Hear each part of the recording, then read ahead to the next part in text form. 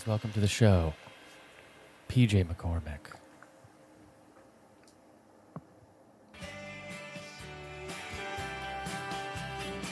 Could you hear that? Yeah, I don't know if I'm supposed to speak, but thanks for having me. Yeah, absolutely. Did you hear your sound effect, PJ? There she goes. Oh, That's me trying to get you on my podcast, and that's you walking away from me every time for 2 years. Do you know that you have not been on the show in 2 years? You've been dodging me. oh, geez, I'm so sorry about that. And No. David will introduce you in a second, but this is important. This was also sort of a trap, a saw trap for PJ to pay for his crimes. All right, let me dig the key out of my belly. Here's me. Hey, PJ, will you come do an episode of the show? Oh, wait, nope.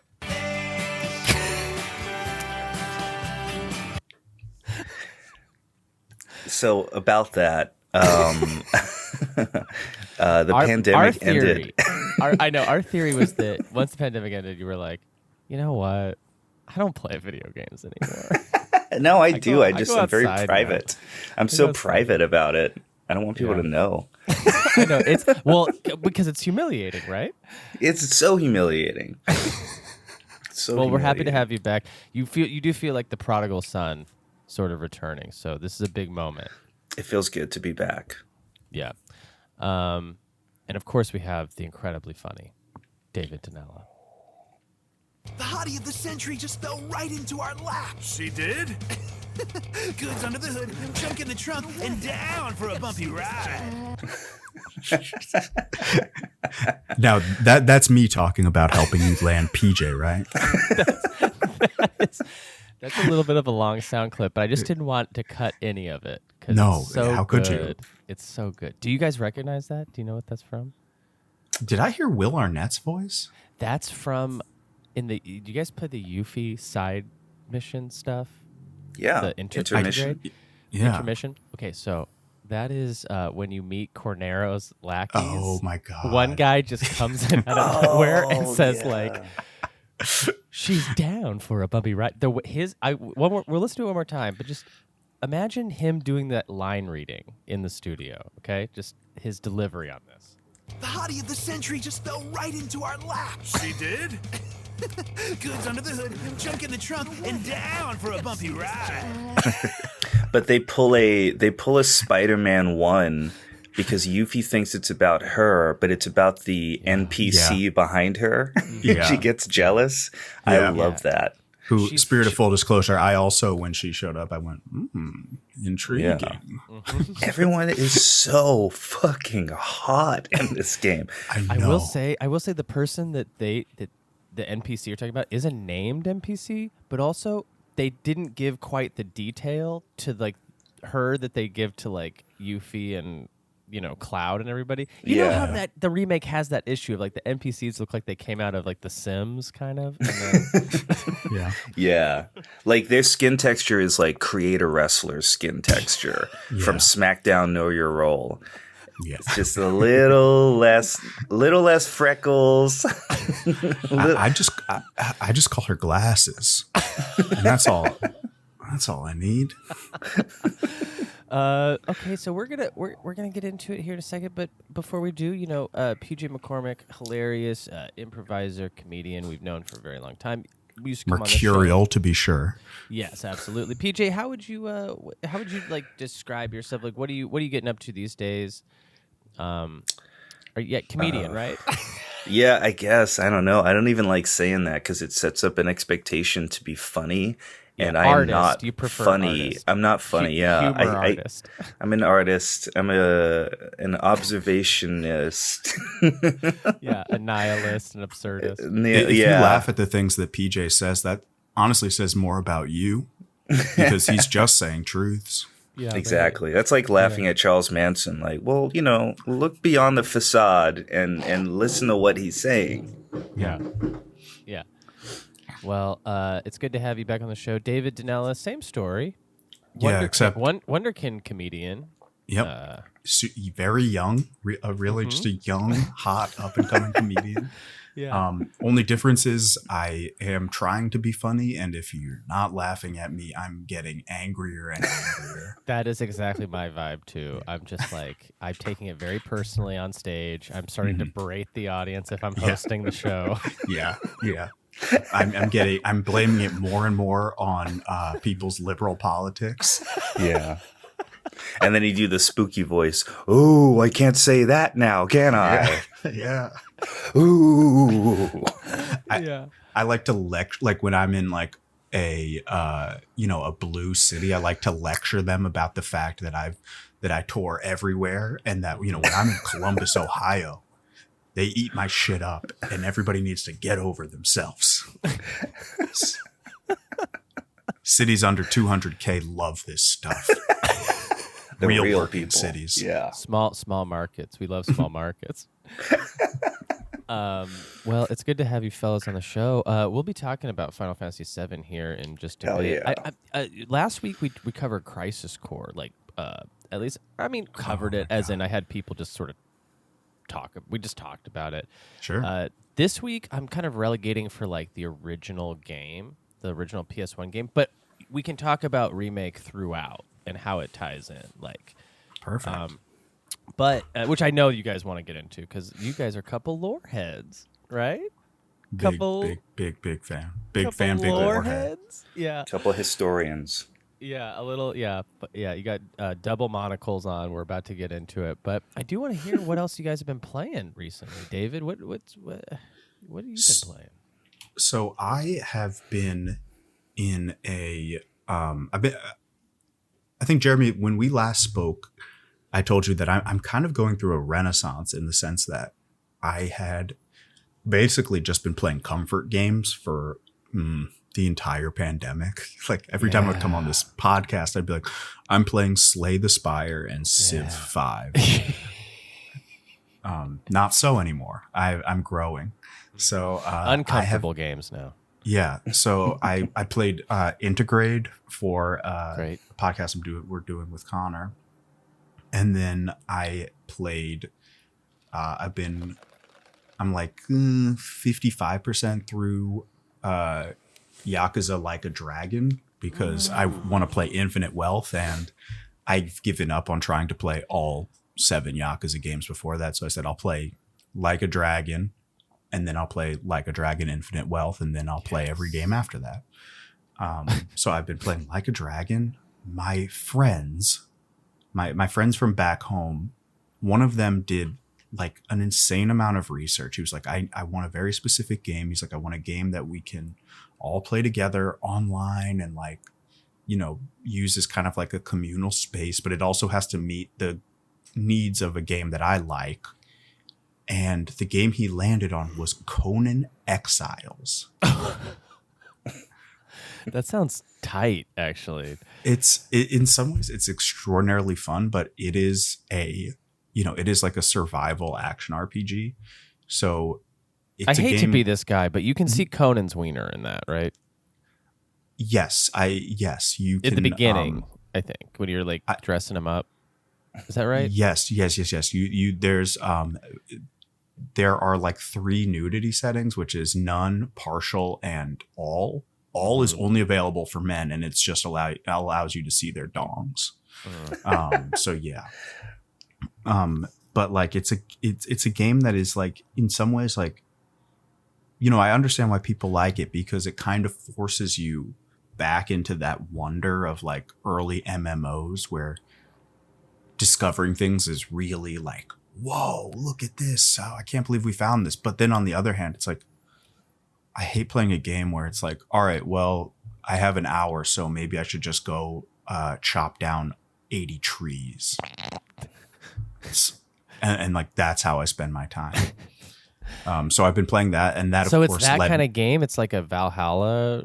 Yeah, it's like a Valheim. Like Valheim, sorry. Yeah. Well. And yeah, my buddies spend more time building their base than fighting people, which to me it is absurd.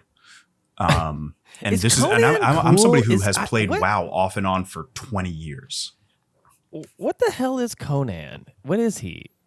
He is a barbarian, baby. But what is he just like does he have anything to do with like Masters of the Universe guy? Beastmaster? I don't think so. I think he was like just his own thing. And I know PJ's going to come in and like answer this question beautifully, but I think he was like an Image Comics character from like the 70s or 80s, and it's got to be 70s because Arnold he was like played hugely him, right? yeah, and like his comic series is like hugely popular. I don't know anything about it, but it's been like a staple for I guess like 50 years at this point. And that's why I think because the comics have such a strong fan base, and again, there's probably like a really fascinating lore behind it, and I bet it's done with like a sense of humor and stuff.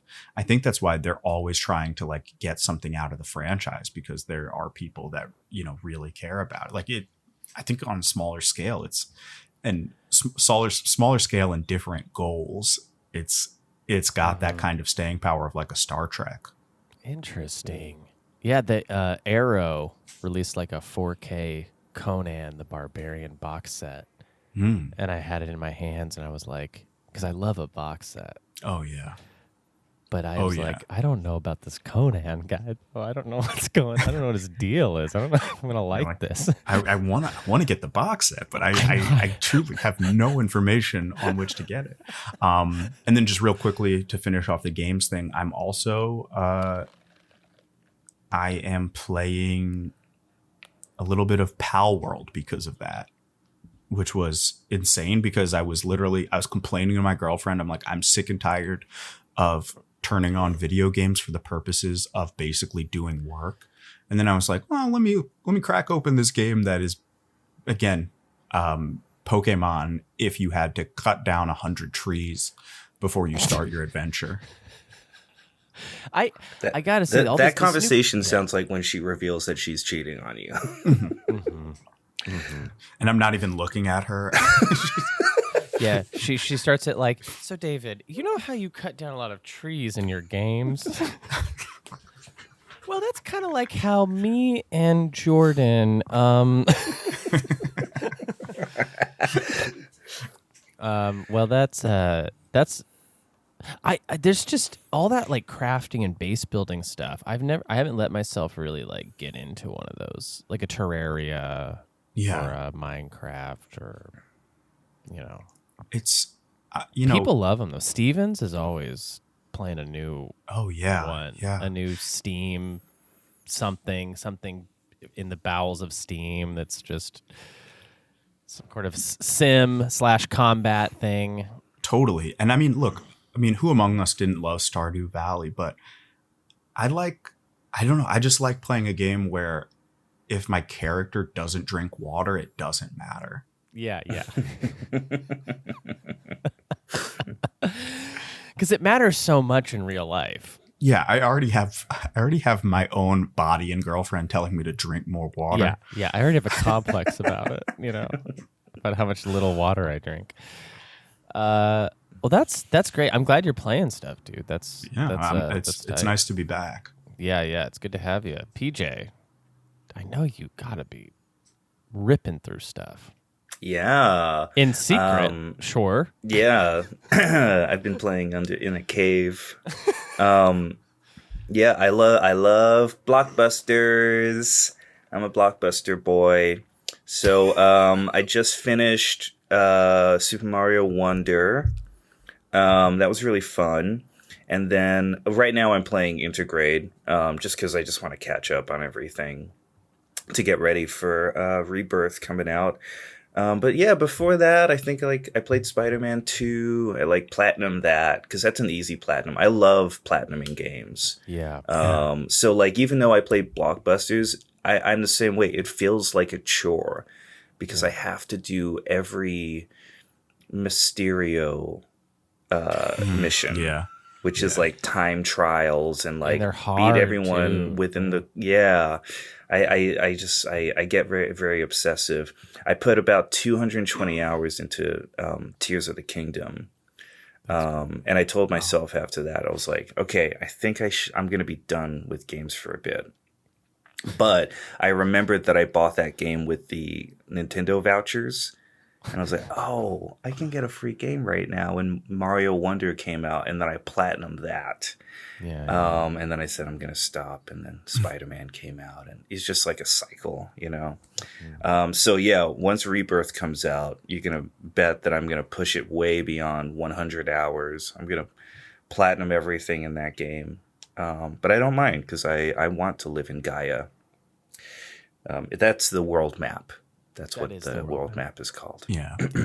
Unofficially, I think. IA. Yeah. I don't know if it's actually that, though. I think that's what everyone has.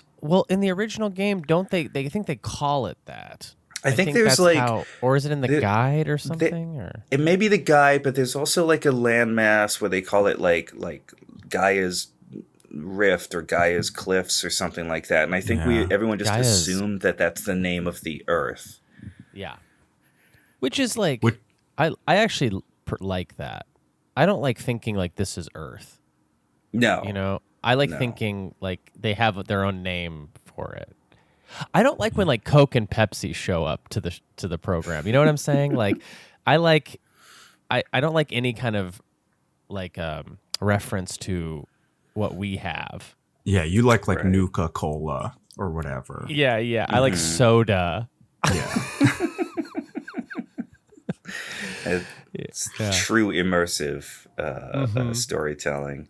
Soda. Mario Wonder is like a real joy and a real treat, and it was one where like my wife would come by and be like, Jeremy, all you do is play baby games. You just play games for babies, you know? And I'd be we'll like, put that away. Jordan's coming over. Yeah, Jordan has a nice haircut, you know? Jordan plays manly games. Yeah. But it's like, I think Tyler was also bringing this up, and Tyler Schnupp is a guy who loves baby games, but was like, it's a little baby stuff and going on in there.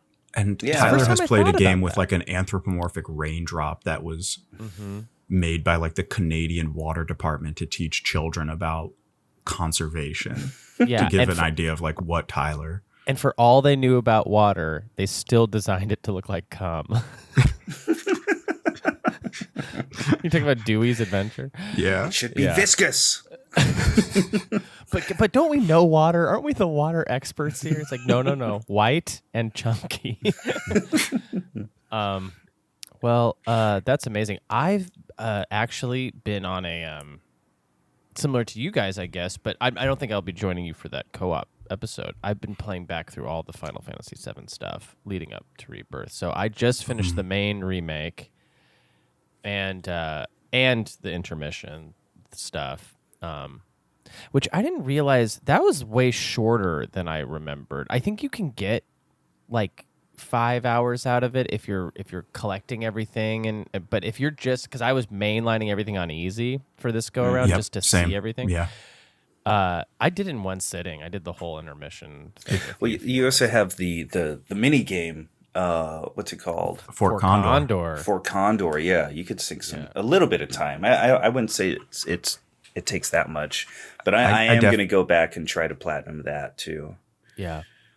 I definitely, with Fort Condor, I said, I hope I'll be seeing you in the sequel. Me too, man. It was giving me flashes of that Final Fantasy VIII card game I like so much. Triple Triad. Oh, my God. Rest but in they already peace. have that. Queen's Blood in Rebirth.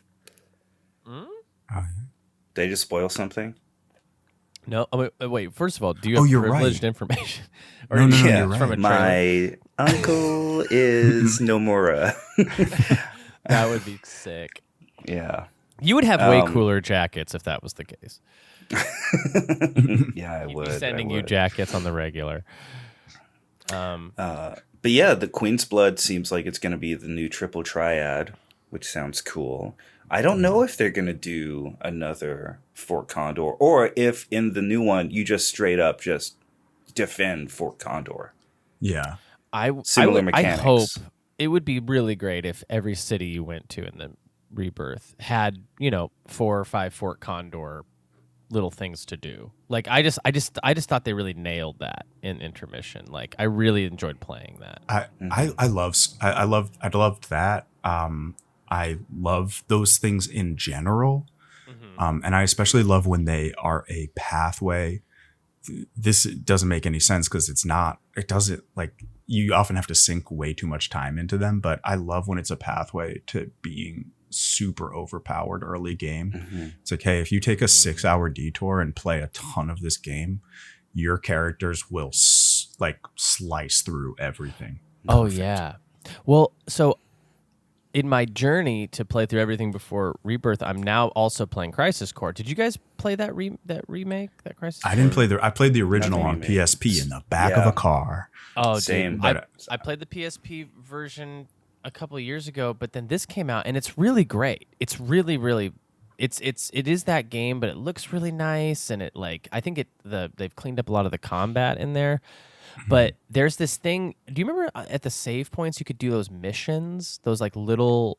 They're like VR missions, or VR. They're like sliced, like little bite-sized, almost like a Yeah. roguelike that's like built inside the game.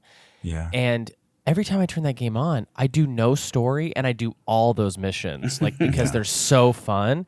And now my character is like super overpowered. Like going into like the regular missions, I'm just decimating everything because I have all this upgraded gear and shit. It's really cool. Yeah, Well, you know what's that is great? definitely a product. Oh, sorry, Peter. Oh, well, I was just going to say Rebirth, it has dynamic enemy scaling. Yeah. So, like, even if you are too overpowered, like, it's going to kind of adjust for you. How do you guys feel about that? I like being able to break games. I think there's going to be a cap. I think there'll be like a ceiling, like a certain area, like the first area, like, let's say they'll cap it all the way up to like level 15. The monsters can't get any stronger than that. So you get to still feel powerful. Yeah. And then I feel like later areas, like I think they're going to just be like super powered, you know? Yeah. Yeah, but like if they're all like, if every monster gets up to like 99, like, no, that's ridiculous. Yeah, because that was sort of some of the fun. Or I remember in the original game, to kind of dovetail it into that. I remember grinding my ass off in that original game to become just so powerful. I mean, my plan was to fight those stupid weapons, and I could never beat those guys. I never did. I never did through regular means. I had to wait till the remasters came out, and like you could just do like 9999 damage and like not and like die and like limit breaks. Like you could just turn all that crap on, and That must have felt really good. oh, dude, and you're just wailing on them. And I still died at one point somehow because they do all these attacks that'll just wipe your party out like clean, like in one go. Anyway, I do want to know what. So you guys are old school Final Fantasy VII fans, right? Yeah. Like you guys played the original PS1 game. What was sort of your history with that, David? When did you find it? Weird. My path was slightly weirder. Was at a like my dad's college friend's house, and they were downstairs playing Final Fantasy VII at one point, and I was like, I couldn't take my eyes off of it. I was like, I have to have this game. And I didn't have a PlayStation at the time. So I got the PC version of Final Fantasy VII. And that was my first experience with it, was playing it on the PC. Hell yeah. Which I've come to learn was a very bad port of the game. Sure. But a lot of people played it that way, I think. Though. Yeah. I know my next door neighbor had it. He was playing it through his PC. Mm-hmm. So, played it that way. And then a couple of years later, had to get a PlayStation because Final Fantasy IX only came out for PlayStation. And then I picked up a used copy of Final Fantasy VII and beat it again on the PlayStation. And that was, I guess not the beginning of, but, I think I've probably played it all the way through maybe, 4 times or 5 times, right about there. Yeah. Same with me. I think about that many. Like I always would be like, it's my favorite game, but it's not like I played it over and over and over. I played like 4 times in like 20 years. Yeah. And then I played, I've watched any companion anime I've watched, and Sure. I played Crisis Core right when it came out on PSP, but I never played Dirge of Cerberus. Oh, that's a. I almost said that's a fun one. It's decidedly not a fun one, but it is interesting. Yeah. I've like even Wikipediaing it. I'm like, I don't understand what's going on, but I'm so intrigued by it, and it seems like Rebirth and Remaster and Rebirth are like folding, like in telling the story. It seems like they're trying to like be a little bit more unifying of all the stuff that's come. Specifically, I think it's Intermission. No, Intermission actually has a lot of Dirge of Cerberus stuff in it. Like that. Do you get? I don't know if this isn't a spoiler, but you know you've finished Intermission, right? So you know that those two weirdos in the basement of Finra, they're from Dirge of Cerberus. I looked that up and found that they're out. the final bosses of Dirge of Cerberus. Yeah, Weiss and Nero. That's right. Yeah, because Nero kind of looks like Vincent a little bit. He's got a Vincent vibe about him, you know. But here's the thing with that: they are introducing them in Intermission so that they don't have to don't have to go back to them later.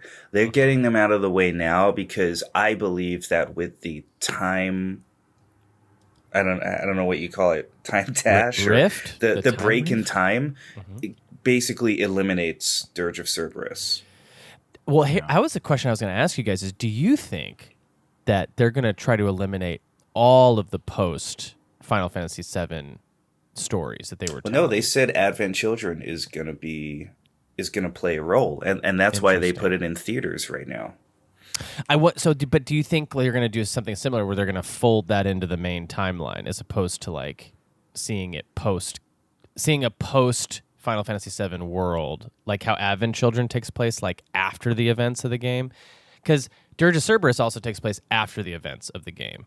So I'm wondering if they're going to try to fold all those characters into whatever main quest we're doing.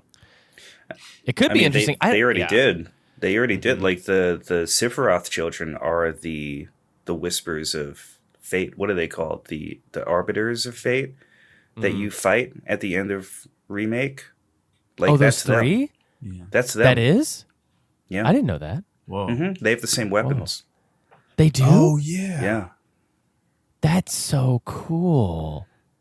I haven't rewatched Advent Children in a long time. I know it's going to be loser stuff. You know what I mean? Like, I know it's going to be bad. But the action sequences is what it's all about. Yeah. But like next it's week why we're I didn't go covering back that, so it's why I didn't go back and play Crisis Core. Like I just cannot watch those cutscenes. Oh yeah. It's so bad. Yeah. Yeah. There is one cutscene in Crisis Core that I do like where Sephiroth like cuts off the big cannon.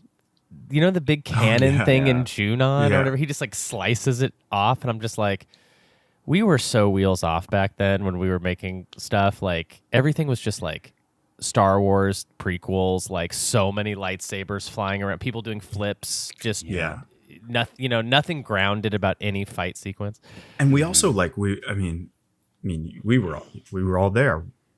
We were the flashback of Nibelheim where you get to see Sephiroth fight. Mm-hmm. Like everybody wanted Sephiroth as like a playable character. Everybody wanted to just see more of Sephiroth, like see what made him the man, the myth, the legend. Yeah. And so like Crisis Core like was scratching that itch in some ways. Yeah. Yeah. That's a weird game because Crisis Core attempts to like tell a story from a different point of view that you've already seen, but then also tell this new story about these new guys like Angeal and stuff. Mm-hmm. And then Sephiroth just has his own thing going on. I just kind of like that about him, that no matter what anyone else is squabbling about, Sephiroth is just like has like a one-tracked mind in a different direction. Like I don't care about anything that you guys are talking about. Let's get into the PJ. What about you with the original game? When did you find it? Like, what was your? I remember it was EB Games at the mall, and I was just like looking at video games. And at the time, I had a PlayStation, but I only had 2 games. I only had Time Crisis and Small Soldiers. Those are the two I games love I that owned. game. And still, like, I was still kind of like learning about like video games at that time because I didn't have a system until the Genesis came out. But when I got a Genesis, it was like a used Genesis, and the PlayStation was already out. My parents were like, "Okay, we'll let you have this like very cheap old console." And so when I finally got the PlayStation, I think we put it on layaway. I just didn't really know what I was getting myself into, you know? I just remember like watching a friend play a demo of Metal Gear Solid, and that kind of that was incredible to me. So I was just looking to buy a game for cheap, and I saw that it had that green stripe on the side, greatest hits, and that means it's only $20. And I looked at the back of it, and it was a thick case, and I thought, well, this is a good deal for my mom's money, right? It's a thicker case. It's only $20. It looks kind of cool. And I showed it to my mom. She was like, how much? $20.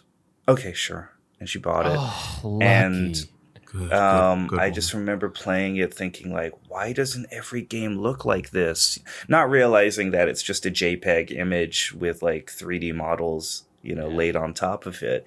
But I thought it looked phenomenal on a CRT monitor, and I played it over and over and over again, like definitely more than 5 times. That was my childhood, grinding away, just like I love video game cinematics, so like it was just a joy just getting to watch those cutscenes, that was my endorphin reward system, getting to the point where like Sephiroth turns away and walks into the fire. I have a lot of fond memories of just being a kid playing that game, sitting in the living room when my parents weren't using it, and just playing that game endlessly all day. Even in school, I would just draw the Buster Sword on like the in my notes on the side of the paper where there's a little bit of a gap. I drew the Buster Sword over and over again. I learned how to draw all the characters because they have such perfect silhouettes. Yeah. Oh, yeah. Every character is so unique.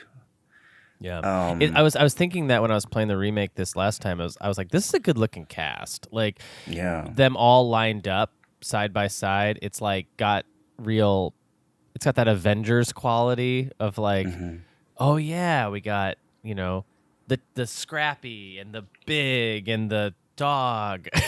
Like, you got everybody here. Yeah, it really is the Star Wars of video games. Truly, yeah. Yeah. I was talking about that so much last week, just like how many parallels to Star Wars there are in that game. So many.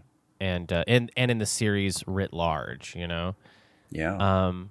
That's really interesting. Yeah, I told the story. I'll keep telling the story over and over. But like, my when I first got a PlayStation, it was like my parents moved me across the country to Texas from California, so it was like a sympathy purchase. They're like, he's depressed. Let's get him a PlayStation. But they didn't give me a memory card, so I remember I would just play the first disc all the way through over and over and over until I finally got a memory card. So you had no problem with Remake just being Midgar, because that was like your experience with the game. Totally. Yeah.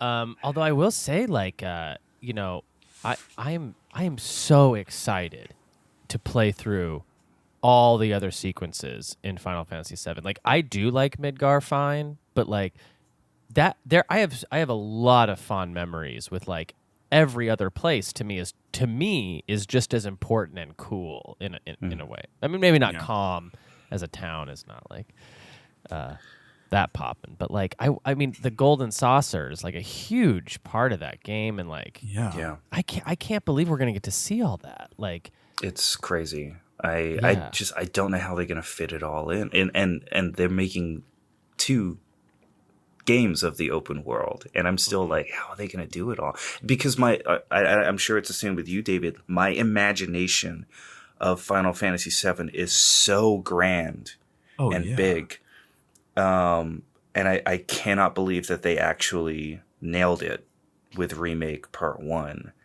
So for them to meet my expectations of the foggiest part of Final Fantasy VII, which is the open world, because so much happens and it's almost like cliff notes. It's they have an insurmountable task ahead of them. I mean, it's wild. And like to go back to Crisis Core, I mean, even incorporating Wutai, which I don't know if that's happening in this game or not, is like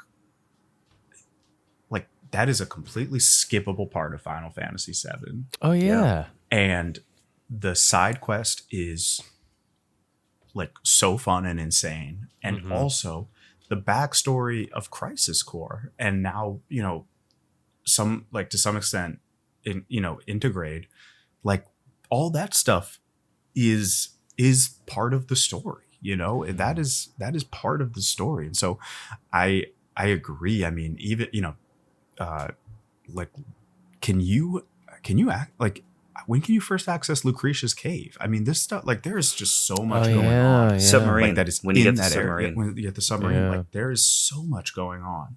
And like, will we be piloting these vehicles? Like, and will it feel cool to do? You know what I mean? Like, that's a big question, because with this original game, vehicles were a huge important part of it that I remember thinking was like, oh, it's so badass. Like, I get to fly this fucking plane around, and like you said, PJ, like, yeah, sure, but it is like this like shitty rendered little thing and like this really shitty looking open world. But it didn't matter to me at the time. It looked so cool, and I completely forgot that you could just go in a submarine and there's an entire underwater map that you can explore. Yeah. That's crazy.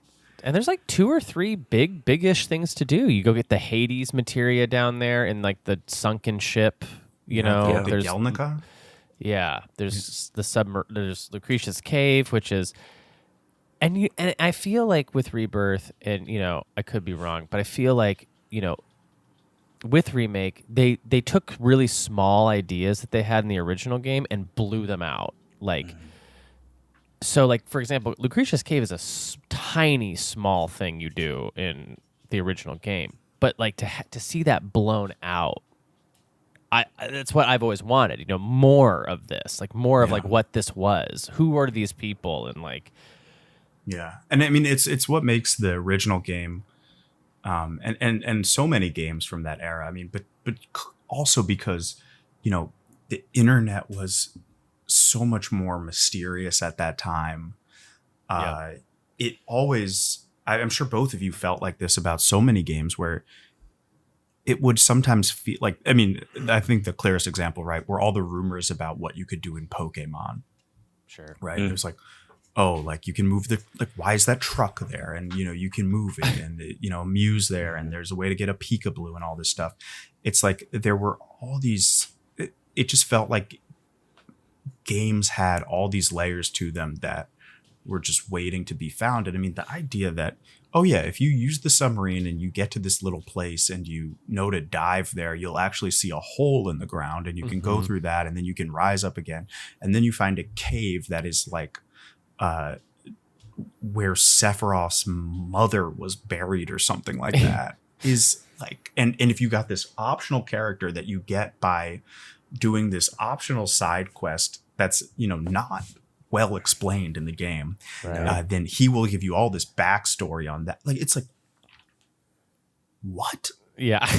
But now in this game, you know, we're kind of expecting all of this stuff to be, you know, realized in a way that, you know, originally they could just kind of throw it out there and like let it just be these like little just amazing breadcrumbs for people to find.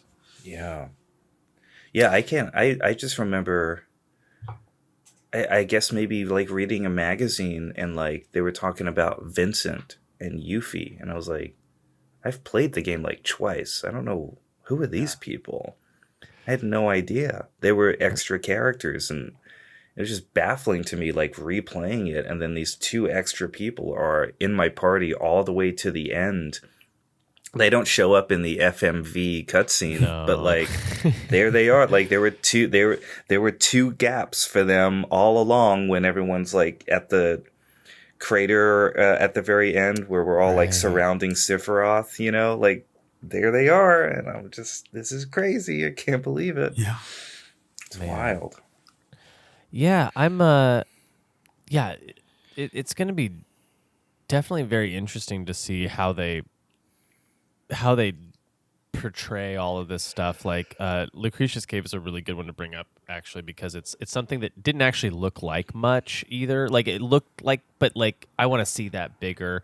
You know, it's like easier to imagine how like Rocket Town is going to look, you know, than Lucretia's Cave, just because Rocket Town's just much more of a design to it, and you know, and they're all like flashback sequences. Yeah. It's a lot of flashback sequences to blow out the characters. So like the first level of Rebirth is basically setting you up for like, hey, get ready. There's going to be a lot of this like type of storytelling. Have you guys both played the demo for Rebirth? Yeah. I have not. I chose not to because I'm like, I'm just going to do it when I have it. Yeah. I want to. Well, here's an interesting question. Here's a question that I want to pose to you guys. You're not taking your save with you from Remake. That was like I kind of didn't expect that. I don't think I'm that annoyed with it, but how do you guys feel about that? That you did all this work to like level up these materias and like collect it. Like, what do we think they're gonna give us at the beginning of Rebirth? Is it gonna be like a surrogate for what we would have been taking with us out of Midgar? I hear that a chocobo shows up and steals all your materia. Oh, and interesting. then you're just, that's how you start. No, they eat it. They eat it. They become like a godlike chocobo, like just fucked up. they become the summon materia fat chocobo. Yeah. God, I love that summon. And then another so flashback. Yeah. Yeah. I don't know. I mean, it's got to be Yuffie. Yuffie's got to steal it, and then she loses it. And then that's a great that's call. it. Yeah. So you think they're going to give us back like Bahamut and Ifrit and Shiva and all those summons? I think so. I think those summons will come back because you always had them in the original game. I think, or like your weapons, you know, like you can level those all the way out. You cannot, but you're not taking that data with you. So it's like I feel like the way they could work around that is like maybe you meet a blacksmith who could like reproduce those weapons and armor from the past if you wanted them, but they're still going to do the same thing where like, oh, if you get like this crazy looking sword, then use it so many times you can get its special ability, and then you can put it back on the Buster Sword, you know? Because like part of the fun is getting the new weapons along the way. Having to use the nail bat for a while. Oh man, and then getting rid of it as soon as possible. Because it just ruins cutscenes, dude. You know? Or it enhances them, depending on how you're looking at it. There were several times where Cloud just straight up had to cut something very fine, and he's using the nail bat to do it, and it's just like I don't get this, but I was now. How many times have you guys played the remake? Have you guys played it a couple of times, or just once? Over and over, over and over again. PJ, I don't know how you feel about this. I would on my second playthrough, I was a lot less hot on the additive stuff, like the stuff that they added to it, like Roche or whatever as a character. I don't. Okay, so here's my thing about Roche. Here we go. Roche is going to be really cool because we are going to see the side effects of Mako deteriorate a soldier. Because that's what Mako does. Like, they always warn against using Mako to enhance soldiers because they always end up crazy and fucked up. So right now, in Roche's arc, we're seeing him at his most powerful, right? We're seeing him like he just started taking Adderall. I think in the next one, we're going to see him deteriorate and we're going to see him become a shell of himself. Because right now, like in that first, in Remake, he's like super powerful. He's like, I need a challenge. Oh, you're a formidable foe. I'll see you again. We're going to see him again, and he's just going to be like kind of, he's going to be on the downslope Like Mako that, poisoning. Cloud and Disc 2 stuff where he's just like Yeah. eyes spiraling, can't move. Yeah. Those soldiers get fucked up. That's cool. I mean that would be cool. I hate him in that remake. I think he's just annoying. He's annoying, and he barely fits. And there's other examples of that. Like what's his name? There's a guy I also don't like in the remake. Johnny? Leslie. No, Johnny I like. Okay. Leslie. Leslie's like this. Do you remember Leslie, PJ? He's Cornero's lackey. He's got white hair and a hat. Oh, yeah, and you have to go back into the sewers with him to chase that little fuckaroo around. Yeah. And his story is basically like he lost his girlfriend or sister to Corneo or something, and it's all about revenge. And it's like, again, it's like a character they just sort of added to give more texture, I think, to what was going on. Mm-hmm. And again, it's like anytime that they did anything referential to the original game, I was like really happy with their choices. But anytime it was like additive character, I was like, I don't know. Yeah, it was hard like that to pickpocket girl. I forgot her name. Yeah, She's yeah. She just looks like Tifa to me. Yeah, absolutely, yeah. Or there was another character that maybe we're talking about the same one who reminded me of Yuffie. It's like the news lady. You know what I'm talking about? Who's like, here's the news from Shinra's latest. She like tell you the news and then she begs everyone for money afterwards. She's like, come on, pay up. This news ain't free. It's like it's the issue that has, I think, plagued Square since maybe Final Fantasy. I'll say Final Fantasy 13 is where it felt like it really started. Where it's just like where it starts feeling like, okay, there's filler content. And I know there's been filler content in all of them, but I think with the voice acting, like with the ability to like really put these things in your face, like it has made certain things feel like just like fluff and just like extra in a way that is a little bit obnoxious. And I think that's one of the reasons why I think the remake or whatever it's called, remaster, is like maybe their most successful project in like a long time, is because they have to work within like the restraint of, and I think probably if you showed somebody, the original Final Fantasy VII, they'd be like, oh, this is considered restraint. But but like they have to stay on the rails somewhat of like what was already in the original one. So so there's not this opportunity to just like, I mean, I think, I think for a company that made so many special games, and even when they didn't make a perfect game, they were making these weird games that were interesting and pushing things. I think Square, like, I don't want to get into like me complaining about, 13, 14 is actually kind of nice, but 13, 15 and 16 and like what Final Fantasy is and isn't and all that stuff. But I like this game.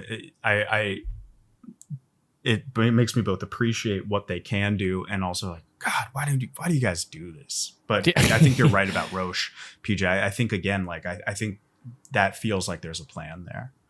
Yeah, I mean, I hope so. Especially if it's something like what you pitched, PJ. I mean, I would be happy with that. Like seeing somebody kind of a goof 'em up guy turns into just a very sympathetic, sad character would be a fun. Fun's the absolutely wrong word, but it would be a good arc for a character to go through. Let's get into some lore stuff really quick, because I know I was been itching to talk to you guys about some of this stuff. Now, PJ, you were on the last time that we talked about it in 2020, so long ago, like the last time we really talked about the remake and all of the implications of the end of remake and how we're going into Rebirth. replaying it, I think one thing I didn't quite clock before, and that I've really got the sense of this time, and tell me if you think I'm off here, but like, it seems like at the end of that game, your party and Zach and Cloud switch places. They cross each other. Like, you cross into a different timeline, right? Once you leave Midgar. Is that your understanding of it? I didn't see that. No. But I also like, don't know. I don't know. There's that like dog. There's like the animal character that switches. At the end, yeah. right? So that proves that to me. I think that proves that okay, this is just an alternate timeline, right? The one that we've been playing in. Or the one that we're crossing. I think there's three timelines. Okay. There's three timelines. There is the original OG timeline. I think there is the remake timeline that splinters off that we're playing right now. And then I think there's the new Zack timeline that splinters off as well because Zack still lives. And I think it all culminates to...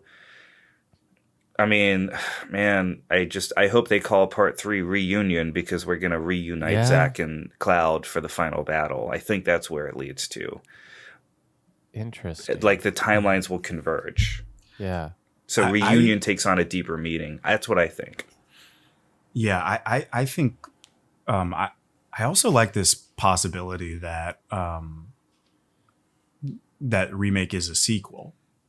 And it definitely is. 100% is a sequel. Like that this is that the connection between the original game and the remake is that somebody has figured out a way to kind of give us a timeline where I don't know if it's saving Aerith or saving Zack. Or it's funny you brought up all of the Mew stuff from Pokemon or like Peekaboo because that was the big thing with Final Fantasy VII on the schoolyard. It was if you do this, if you get your Game Shark and you input this, you can have Aerith through the rest of the game, which it feels like that meta textual thing kind of going on here where I think maybe we all kind of feel that of like Aerith may not die the same way this time. Like, I don't know if that... I mean, she might, but... That's the big question. I think that is like the big selling point for Rebirth. Everyone's like, what is going to happen? And it's so exciting. I still want to be hurt. Yeah. I want to be hurt. Yeah. I still want you to rip my heart out again. Yeah. Personally. But... I don't know. Like if the new timeline is Game Shark, then the Game Shark timeline, the Game Shark era, then I don't know. Like maybe she exists in Zack's timeline. I avoided the final trailer because it looked like it was full of spoilers, but I did catch a glimpse of Zack with Aerith. Right. And I feel like maybe she's in some kind of coma in his timeline, and then when she dies in the remake timeline, maybe she awakens. She rebirths in Zack's timeline, and she becomes part of his party, and they have to find a way to get to Cloud's timeline. I feel that's what I think. There's so many options. And if all this is just a coordinated PR campaign to get people who have played this game back in like backwards and forwards for 25 straight years at this point, to be surprised again when Aerith dies, then that's also incredible. Yeah.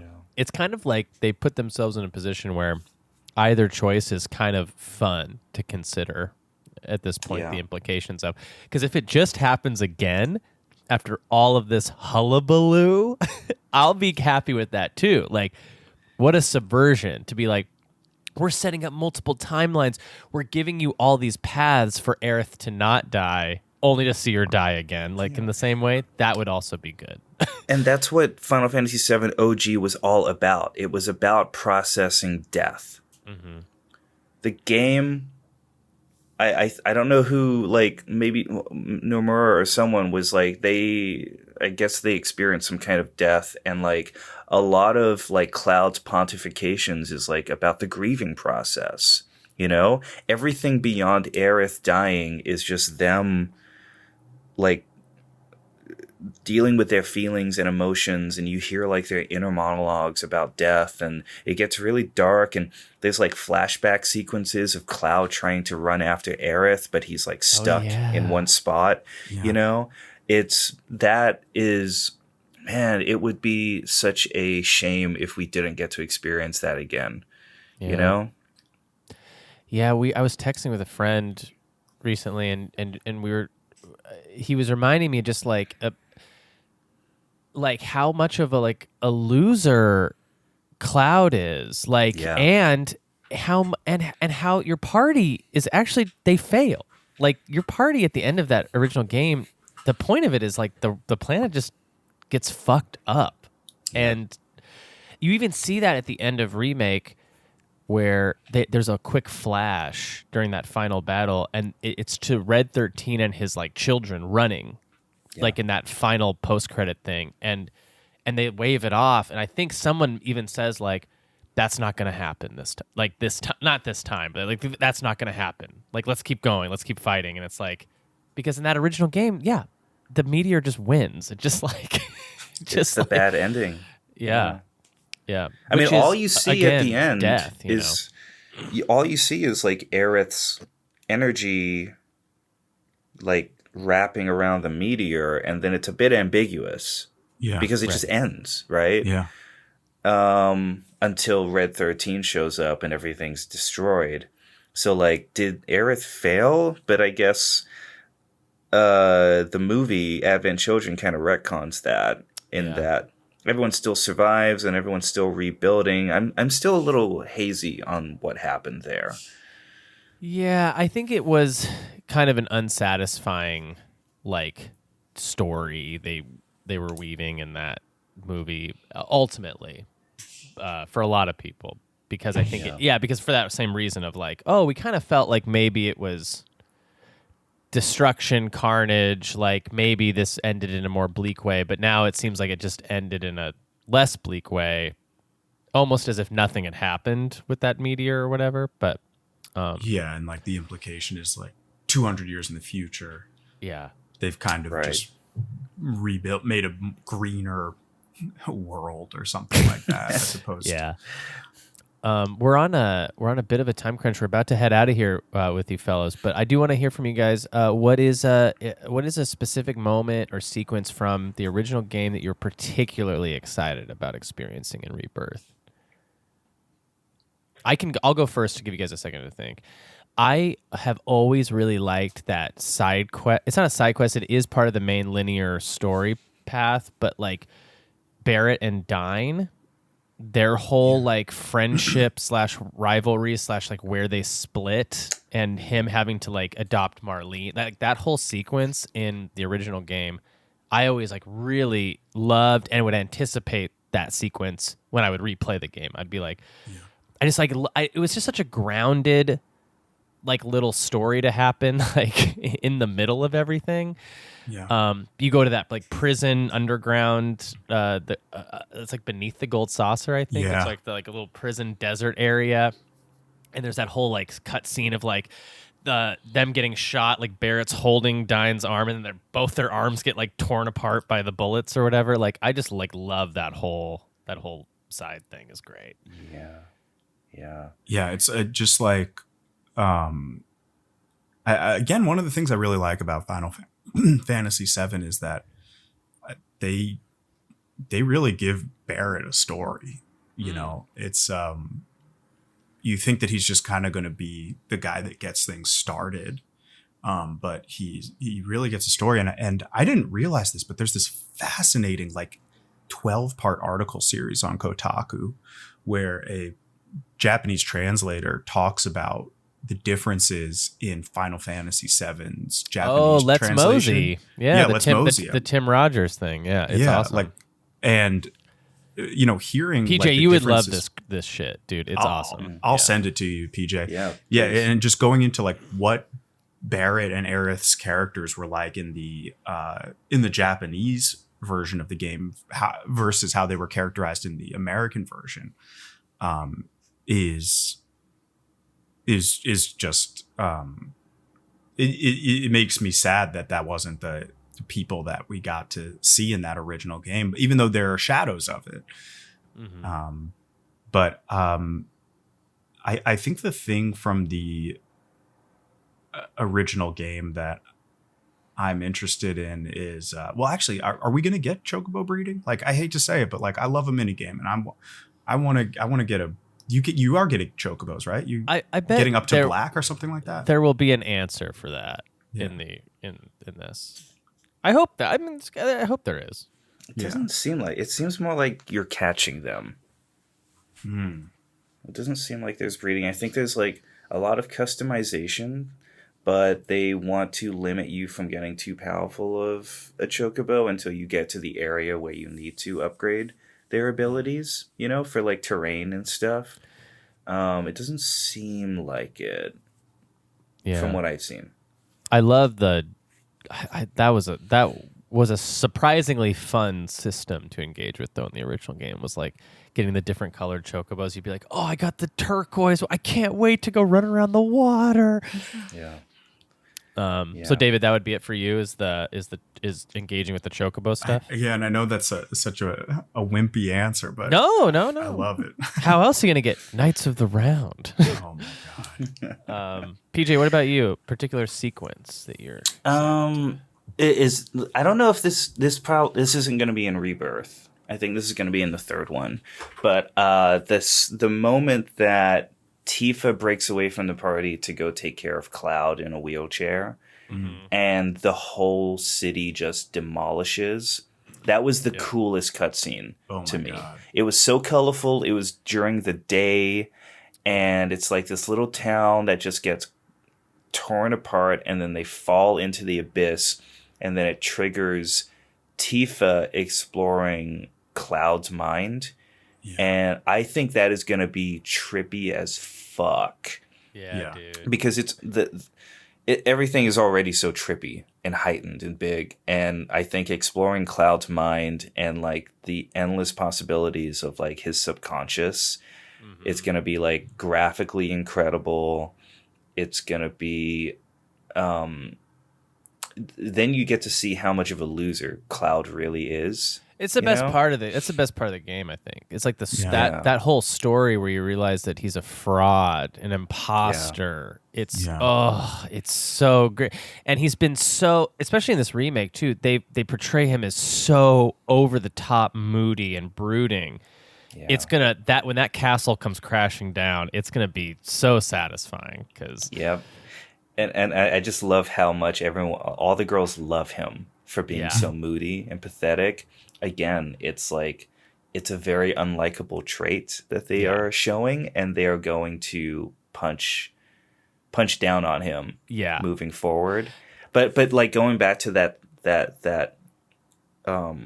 subconscious sequence, it's like there's a central hub there, and you go to like the different parts of his mind where like you go back to Nibelheim, you see what actually happened. You go back to when they were kids to the tower, the water tower, water tower, and you get to see like, you know, what actually happened there. I think that is going to be such a cool visual and sequence. Can't wait. There's again, through replaying it, there's all these lines Tifa has to Cloud that are so funny, knowing what she knows already. Like, she already knows he's an imposter, so like there's this moment where he's like hanging off a ledge and she saves him and like grabs his hand, and she just says to him like, if you're gonna play the hero, you got to be better than this. It's like such a heartbreaking line, knowing the truth about the situation. Wait, that was in remake or that's in remake, the original? Yeah. In remake. That is, so she knows. Yeah. That's crazy. Yeah, well, because she has to, because she remembers Zack, and she remembers that Cloud shows up in his little uniform, like just a grunt. Well, she doesn't, because he never takes off his helmet around her, right? Yeah, he protects her with the helmet on. Yeah. Oh, is that true? Like that she doesn't know. She never sees him. Because when he takes his helmet off, I think she gets the implication is that when she gets like beat up by Sephiroth, she doesn't remember that part. or she doesn't remember that it's Cloud that saves her. So in her mind, he was never there. Yeah. That's interesting. That's why she's so confused. And it's also part of her character to be very insecure and doubtful. She doubts herself a lot. So when Cloud's telling that story, she's like, oh, yeah, go on. Like, she kind of knows the truth, but she doesn't want to say anything. That was always my impression, was that she did know kind of what was going on. But, like, it's like Cloud's telling this story. You know, you don't want to interrupt. You're like, okay, yeah, just let them tell their...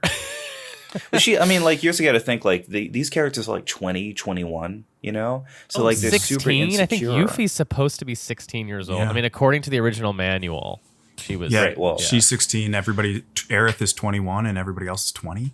Yeah. And it's funny because, like, it's like the first time that it was the first time that Square had older characters. Yeah, Because They they're had an always older audience. teenagers. Yeah, in Final Fantasy games.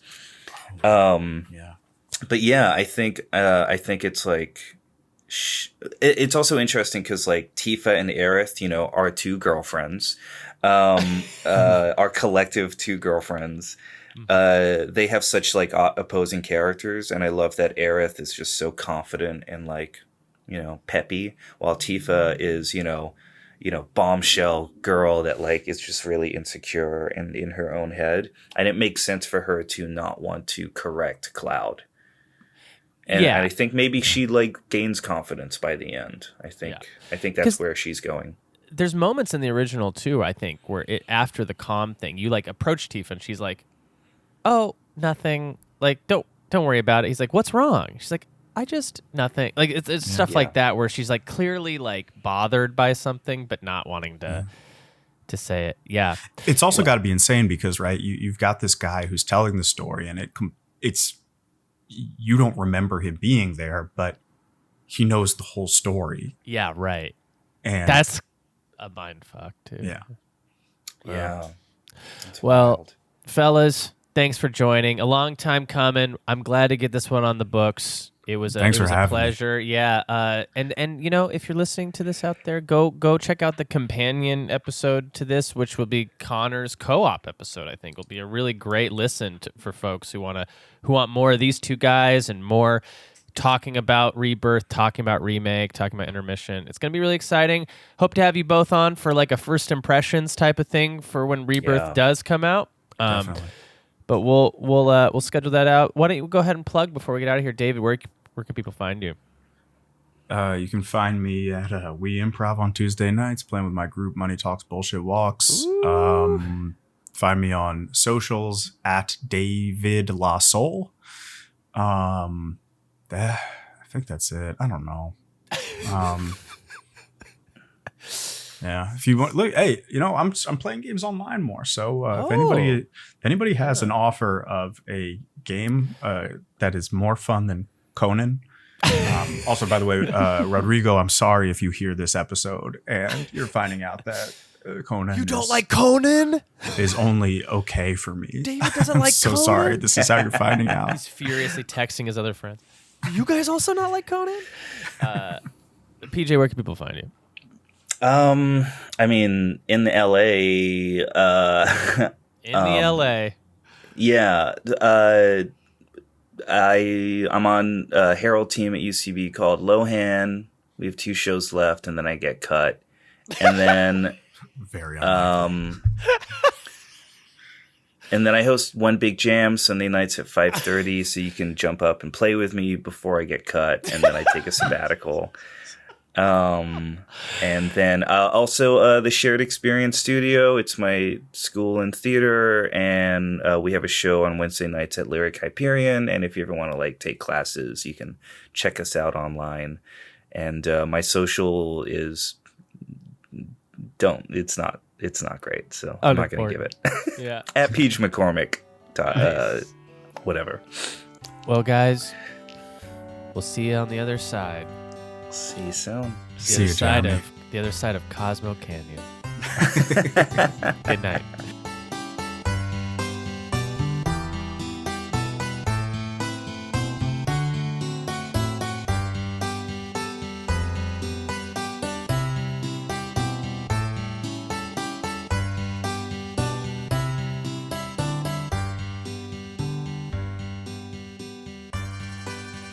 And now welcome back to the program, Patrick Ehlers. Hello, Aaron. thank you for having me. It's Aaron. And you are? Patrick! Thank you. The return of the SpongeBob. It didn't change from drop. the last time you No, I pitched know. It an was a week ago. Although I do love it. Maybe this will be the unprecedented first time we have a mid-year change. No. A mid-year sound effect. I'm not here to upset precedent. Mhm. I'm Precedent here Shinra. Sure. I did bring with me today so that we wouldn't be. I brought my Cloud amiibo. And of course the Sephiroth amiibo. So they are perched on either side of my computer. Yes, one big black wing. Oh my god, it's beautiful. It's cool. That's gorge. That is absolutely gorge. Do y'all have? Well, we got to introduce. Yeah. And now, welcome to the program, Roxy Polk. Hello, it's so nice to be here. Talking about Final Fantasy VII with you boys. I can't wait. Yes. The lady raking in the chips is gonna be Roxy. Jill sandwich. You're right. Welcome to the show, Roxy Polk. I'm excited. I sadly don't have any Final Fantasy VII themed amiibos, but I have plenty of other memorabilia over here. I'm gonna grab a thing. Hold on, let me grab this thing. I'm glad that we're all. These? Yeah. Oh my love god, those. I love those. Yeah, they're great. Do you have a whole set or just Yeah. the Cloud? I think it was like $50 or $100 or something way too much, and It's like I got it. $200. I just got it from Amazon, and they all came. Every single one came, the whole set. So now they're all just like lined up. That's awesome because those are like blind boxes, right? Yeah, they're like blind boxes. But I think if you buy them in a set, you're Okay. guaranteed each one. Maybe you're not guaranteed. I don't want to say that, and then somebody, makes a big boo boo. Just to be clear, what that is that Jeremy's holding up, it's the low Yes. poly Final Fantasy VII figures. Yeah, they're That came out, basically like, like 2 years 3D ago? printed little Yeah. things, but like, Yeah. but they're really cool. Like Yeah. they stand up. They look just like they do in the game with their big ball arms. Yeah, that- look at Red 13. Oh, that's so good. Oh, he's cute. That's awesome. I love Yeah. that this is also how they look in the game sometimes. Yes, not- right. It's not how they look during battle. It's not how they look during in cutscenes. cutscenes, Yeah, except for yeah. some cutscenes. Some cutscenes they do choose the blocky hand. Well, it's good to have you both on the program here. I'm going to turn down my mic just a tiny bit. Patrick, Yeah. welcome back to also the Road to Rebirth stuff we're doing. Remember when I was going to call it One Winged Memories? I do. Yeah. I think Road to Rebirth is a much better name. Have you ever done that where you're like, you've already set up a thing that you're Yes. doing, and then when you're literally typing out the episode description, you're like, actually, I think I just thought of a better name. Yeah. And you just completely change gears. Yeah, and the best method there is to keep drawing attention to the fact that you changed it. Yeah. My episode description for the last episode was just like, so originally we're going to call this a different name, and now we're going to call it, but actually the other name makes sense too. Like, I'm also defensive about the other name. Of course, yes. Yeah. Yeah. Hey, everybody needs to know that you were hit by inspiration, okay? Mhm, yeah. Multiple times. I really want to, quickly update if you've been playing anything else before we get started in our discussion. I want to know if you've been. Ooh. Did you turn on Mario v Donkey Kong yet? Yes. It's dropped? I am at the beginning of the 8th world of Mario versus Donkey Kong. I am fearful that this game is way too short because I want to. It's got that perfect like bite-sized puzzle platformer formula down where I just want to keep playing it. It doesn't feel like I'm getting a ton of like, I'm not being like made better by this product or my perspective on anything isn't changed, but I am enjoying myself. Yeah. I picked it up. I haven't turned it on yet. Turn it on. Yeah, I can't wait. Yeah, I just had stuff to do yesterday. Had to watch Grizzly Man with a group of fellas, You got to watch Grizzly Man with the Sometimes fellas. you gotta Some- turn on Grizzly yeah. Man with the fellas. Yeah. Is that a new episode of it? Are No. they still making new episodes of that? No, or- no, no. It's like this. It's a documentary. It's like a feature documentary called It's Grizzly the Werner Man. Herzog. Yeah, it's the Herzog thing Oh, about never Timothy. mind. I have no idea what this is then, I guess. No, it's about this guy who lived with bears in Alaska. Oh, the man who got killed by the bears. Yeah, man, who got killed by Okay. the bears. Yeah, I don't know if you And guys his- have seen that movie in a while, but get high, watch Grizzly Man. It is. Sure. It's very hard to know how to feel moment to moment in that documentary. I bet. I'm actually from Alaska, so like Oh, that's normally you know right. to not go near bears, no matter how much they might not be killing you in the moment. That doesn't mean that it's safe to hang around them and have a campsite with your girlfriend. That is exactly what that documentary leaves you with. That's exactly the Yeah, feeling. just don't do what this guy did. They're wild animals, it turns out. Yeah. Yeah. Well, that's great. Yeah, I definitely want to jump in there. Anything else you've been playing in the last week?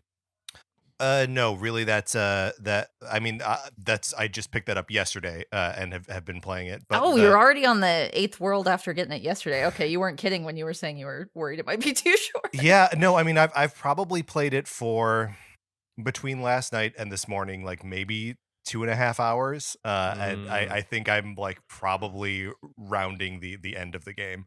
Maybe you're just too good at the game, or you need to do I'm speed probably runs or just too something. good, yeah. Yeah. Yeah. I mean, it's a baby game for babies, which I'm enjoying a lot. But like, as soon as I'm done, I'm gonna go through and play it because you can play it in co-op as well. Ooh, that'll be fun. Yeah, and that's my girlfriend and I played through the Captain Toad Treasure Tracker together, which is similarly a baby Oh, game for cute. babies. I mean, that's so neat, though. It's so fun, and just Cute like little dioramas, puzzles. exactly, and that's totally what this game is. And so I'm looking forward to playing it a second time in 2 days. Sure.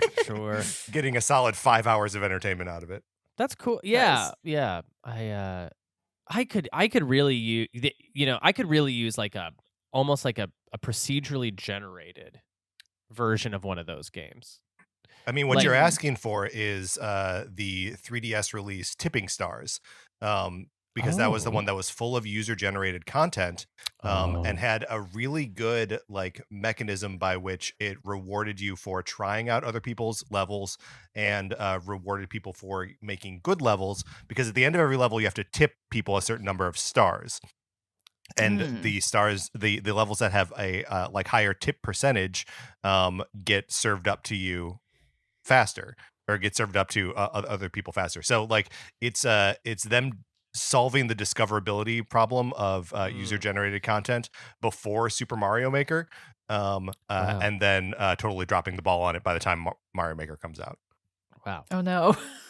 That's sad. Especially Mario Maker 2. I feel like that one was Yeah. a hard time. Yeah, it Oh, was I didn't even realize really they made a hard. second one of those. Okay. Yeah. They didn't fix it by the second one, though? No, I think it was better in the first one. It was from better. what I Oh, Well, 'cause- wow. Yeah. Yeah. The pool was smaller in the first one, I think, is the issue, because there were way fewer Wii U's out there, so there were fewer people making levels, and so It's the easier to good make ones- levels too with Yep. the Wii Makes U sense. pad. Yep. Huh. Damn. Well, I love that. Yeah, like again, Donkey Kong 94 is like one of my favorite. It might be up. It's like up there. It's got to be like number 4 or something. It's like such a. I just love that crap. Yeah, And I it's a love good those game. minis, dude. Man, I love those minis. When you got your DS out, you're Love doing the all your minis. mini crap. Yeah. How are minis without a stylus though? Well, so this game it does have minis, but it's not the focus of the game. Right. So the minis just sort of like follow Mario around. Okay. Yeah, Huh. I've not played a minis game without a stylus. Yeah. Yeah. Yeah. You got to drag those We gotta drag them. pipes around and stuff. And you gotta tap them, make them jump. Okay, Roxy, I gotta hear. What have you been playing? I've been playing a very different game, Uh-huh. which is Dark Souls 3. What? Cool. I've been playing it co-op with my brother because that's the only way I will play a Souls game is with somebody else. I refuse to play those games by myself. That's crazy. You can do those co-op. I always forget Yeah. that. The worst part is Sheesh. though, it leaves you open to PvP. So just because it's stupid and that's how it works. So like, hey, I want to hang out with my friend and play this game with my friend. And then the game is like, oh, you want to be invaded by assholes playing a 10-year-old game and like trying to grief you or use mods or something. My brother's account got banned for a month because somebody invaded and dropped an item that was a modded item. Wasn't even anything he did. So you can just like do shit like that. He called them or like emailed them and was like, hello, yeah, Mr. Yeah. Dark Souls? Mr. Dark Souls 3. Yeah. Just talking to one of those dragons or something on the phone line. He didn't want to help. That's the other side of the phone. Yeah, exactly. They were like, oh yeah, this is a known problem. You got to wait for a month. He was like, okay, cool. So like, it's not my problem, but then you're also just going to make me sit there. Okay, whatever. Yeah. But yeah, we're like maybe 80% of the way through the game. Dang. And like, I didn't play Dark Souls 2. I sort of attempted Dark Souls 1 a million years ago on the 360. Did not get very far. So Dark Souls 3 is kind of like a love letter to Dark Souls 1. So there's a lot of shit that I'm like, I don't know what that is or what's that. I don't know. We killed a boss that was like, it's called the Abyss Watchers. So it's like a bunch of guys in the same outfit who just keep attacking you, and they are like an undead army. Oh man, And- that was like me this last December when James Cameron's The Abyss came back to theaters. Yep. Yeah, you You were an gotta Abyss watch watcher. it. Yeah, that's true. It's We like all you were. and like 5 of your clones were just sitting there, and enjoying Jeremy the was show. there. Yeah. Yeah, you could say clone. Yeah, did you bring your clones too? Yeah, I brought Michael Hearn. He's my clone. he was there too. But like, we killed that guy, and he's like, "Oh yeah, that's one of the like 5 pillars of holding up the world together." Mhm. Yeah. Okay, we're gonna keep going through the game. I was like, "What? What are Yeah. you talking about?" Like, those games are fascinating to me in the way that they have like really cool lore and everything. But I feel like I only know what happens if I find a YouTuber doing like a 7-hour video essay about it. I have no idea when I'm going through those Yeah, games. it just takes a lot of patience because it's all buried in item texts. Like that's Yeah. most of the story is found in like a description of a literal potion might just drop a lore bomb in there. So, let someone else do that work, That's what I say. Yeah, honestly, hey, that's people's entire careers on YouTube. So Yeah. who am I to deny them their ad revenue? Also, Roxy- Vidya, shout out, Yeah. Roxy, if you want that feeling, you should just play the Final Fantasy VII remake because then you'll be getting all the references Mhm. that people playing just remake won't get. It's very true. I just finished the remake again in anticipation for Rebirth and blew through the intermission stuff. I rolled credits on the remake and then just sat there and just played through intermission in one night. I mean, it's very short. It's short, yeah. Yeah, 2 I am chapters. playing on easy, just getting mainlining story stuff and not exploring as much as I would in like a regular Gotcha. playthrough. So Just because this is your second it's time my playing second through, time. right? I just wanted story thrown at me, and I didn't want Yeah. to watch it on YouTube. I wanted to do the combat and have some kind of fun Yeah. there. But but yeah, it's like what were we just saying? Catching references to the original game. Yeah. It's I don't remember what I was talking about. Anyway, look, I'm gonna be honest. I don't remember what I was saying. It was something. It was good though. It'll come halfway. Oh, through I this believe episode. it. Yeah. Or it won't. And then a good thing will be lost forever. Gone, baby. Mhm.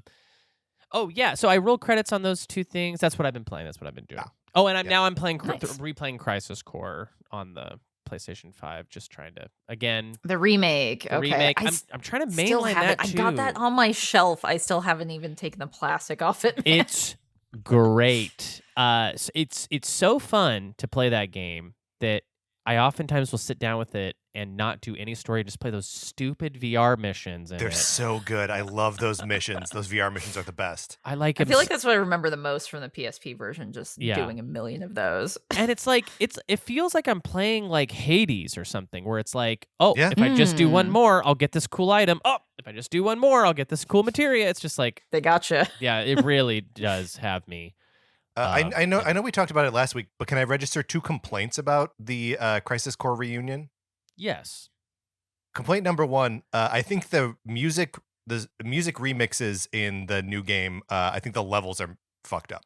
Oh no! It just like it feels more like butt rocky than the original release, which is pretty butt rocky, right? Yeah, you have to try really hard to get more butt rock than the original. So They did it. They did it somehow. No. So A, that. B, I played it on Switch. And when I'm playing it in handheld mode, it's almost as though like it doesn't register the different levels of vibration in the Joy-Con. So every single time like Zach swings a sword or lands an attack, it's like like the hardest possible vibration. It does vibrate a lot. I noticed that more than the remake does. That would drive me insane. I always turn off that functionality whenever there's a game that has vibration function. I'm like, no, why would I want this? Sure, this was like ingenious maybe in the 90s when they first figured you could do this, but why are we still doing this? Right. Yeah. Keep it in for Star Fox. That's what I need it for. There you go. Yeah. Well, I will so often put down my controller for a cutscene and go get whatever. And when that happens, if it's Crisis Core, you just hear like zzz, it's like rattling around the table and going nuts and waking the dogs up and yeah. So anyway, okay. That was it. Those are my 2 complaints about Crisis Core. Yes. Yeah. Terrible game. Very fun. It is. There is this jarring thing of going from the remake back to Crisis Core, where you're just like, oh, the models and the textures in the character models are up-resed to that standard. Yes, but the dialogue is like, I just did this mission where Zach has to chase down this little boy around Sector 5, and every time he talks to a townsperson and they don't tell him where the kid is, he just goes, "Oh man," and he repeats the same line delivery. It's like they just keep reusing his same. Oh man, and he says it the same way like 7 times. It's great. It's good stuff. So yeah, like let's talk a little bit about this original game, Final Fantasy VII, and we'll dovetail it into everything else. So we got Patrick's sort of backstory last week. We got mine. Roxy, I want to hear yours on Final Fantasy VII. When did you come to this game? So I actually played 7 after I had like started 8. So I was like kind of playing both of them at the same time a little bit. 8 ended up winning out to be more of my favorite in the end, but I still loved 7. And just like I basically stole the PS1 that my brother got for Christmas, which makes me mad. My parents should have made it a shared gift, but whatever. Yes, that's right. Once the Nintendo 64 showed up, he didn't care about the PlayStation 1 anymore, so it was very easy for me to just steal it and make it my JRPG machine. Smart. So, yeah, I have memories of just playing through that for like hours and hours on my own. Sometimes we'd like do sleepovers where I bring the memory card and the game, and like we'd each see where me and my friends were at different parts in the game and like talk about it and stuff, which was really fun. And like when you're a kid too, you don't have endless money, so it'd be a thing where we would each buy like different games, play them, and then talk about them, and then like swap them and stuff. So Smart. 7 was one of the ones that I bought, and yeah, man, there's certain parts to this game, like I'm sure we'll get into it, but like the motorcycle scene that just like lives in my brain rent free to this day. Yeah. And there's even like a mount that you can get in Final Fantasy XIV that plays that music. That's probably like $20 to buy it. And I'm like, I'm not going to buy this. But every time I look at it, I'm like, God damn it, but I want to. Oh, it plays like the Yes. Yeah. And it's the original version too. Is the mount a motorcycle? Yes, it's a motorcycle from the game. Fuck, that's cool. So That's it's so very fucking fun. cool. So yeah, it still persists to this day. It's still that motorcycle calls to me even now. So you just mentioning the motorcycle section reminds me. There's also like that snowboarding section where you are like approaching the crater. Yeah, my God. And there's a mini game of that you can play in the gold saucer. And there was a period in my life when I was like obsessed with this game, playing it like over and over again, and trying to get like higher scores in the snowboarding mini game in the gold saucer. Amazing. And so like was working on that for a long time, and then I don't know what drove me back to the crater, but I got back to the like part of the game where I was like doing the snowboarding, not the mini game, but it was the mini game, but not in the gold saucer, right? Like actually in the context of the game. And I I said to my brother who was hanging out in the basement with me that I wasn't playing. I was like telling him what was going on. I was like, I'm not playing the game. I'm actually snowboarding. And he was like, you've lost your fucking mind. It's just like the real thing. Yeah. That is, I love that like random cool border section of It's awesome. So many games like in that time period would just incorporate a skateboard of some kind. This is just a skateboard mini game, but it's fucking snowboard. Man, if you think about it, they were really trying to just get the edge on every cool thing they possibly could. Just shove it in this game. Motorcycles, snowboarding, like extreme sport type stuff. Goku's hair, whatever they could. Whatever swords that are too big. Yeah, too big of swords. Yeah. I think that's one of the things that's so charming about this game too, though, that they were trying so many different things, kind of throwing it at the wall, and like some of it sticks, some of it doesn't. But I'm really glad that they tried it all the same. Like that's really neat. Yeah, it's so maximalist, right? That like it tries everything. Yeah. First game I ever played that was on multiple discs. Again, I wasn't like the PlayStation just it wasn't that old, and maybe there were other games before. Did you play this on release? No, like like close 98. 98. Okay. So like a year later. I mean, I saw it being played in 97 and then got it a year later with my PlayStation. Was Metal Gear 98? When did Metal Gear come out? 99. Is that okay? Oh no, you're right. 98. Okay. Yeah. Then yes. Then same for me. That Final Fantasy VII would be the first multi-disc, multi-CD console game. Yeah. Of course, my copy of Dr. Quandary that I played on my PC. I believe that was on 3 floppy disks. Yeah. Right. Man, yeah. That used to be such a cool thing too. Like whenever I would get a JRPG and it would be more than like 2 discs or something, you're like, oh man, I'm in for it. What a giant adventure I'm gonna have. There's 4 discs to this thing. Oh yeah, the So 4th disc in Final Fantasy IX. Ooh yes. Yeah, and you're like, I'm gonna get so many high quality cutscenes because it takes up so much space on the disc. Like, yeah. Well, yeah. Maybe there's voice acting. You're like really anticipating that final one because it's it's going to be a long one. Here's the issue with that is that it increases the likelihood that the like hardware of the disc is going to fail, right? Like, the copy of Final Fantasy IX that I had growing up, the 4th disc got like a scratch on it at some point, so you could play 95% of the game, and then that was it. It was just done. Wow. Oh no! I hate this. Did you never beat it? Did you? No, I had beaten it by that time. It was when I lent it out to my friend Brandon, who I'm not blaming him. I don't think he broke it. This sounds like it's Brandon's fault. I don't know. You Brandon's give it to him and it comes back with a scratch. Oh no, my dog did it. Could have been Brandon's dog. I don't know. Yeah, that man, finishing Final Fantasy IX was such a beast. I hated that last whole sequence of like fighting a guy you never met before, and then it's like so hard. And there's also like that tower where you can't use magic or something, right? Yeah. Oh, That's a fun one to replay the remaster of, though, because you can just crank up the 9999 HP, 999 attacks, whatever. That's fun. I really need to replay that. Yeah. One of the things about Original 7 also is it's probably the game that taught me I needed to grind in these sorts of games the most, where like, I don't know if I even ended up fighting the final boss because I was like, well, I have to grind and find everything, and then kept doing that. To the point where when I played 9, I was like, I got to the point where I could challenge the final area and was like, you know what, why don't I just see how bad it is so I know how much I have to grind? And then I went for it and just beat it. And was like, oh, I didn't need to grind it all. Nice. I'm not used to that.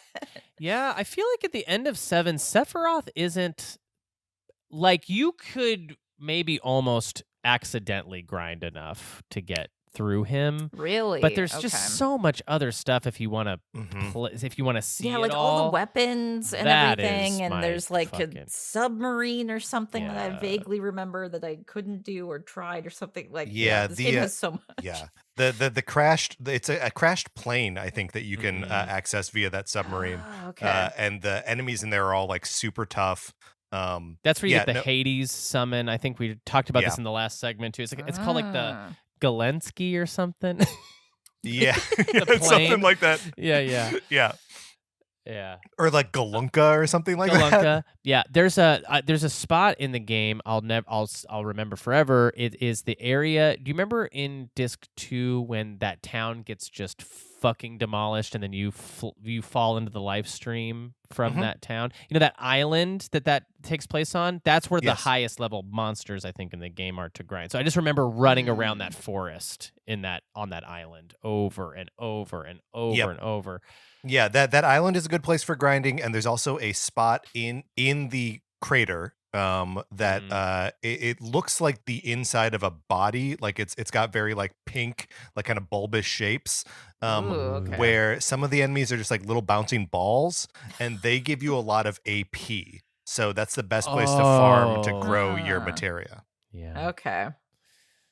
Yeah. These things that will never leave my brain. is- Yeah, right. Yeah. I haven't done that. I haven't seen that area in 20 years. Yeah.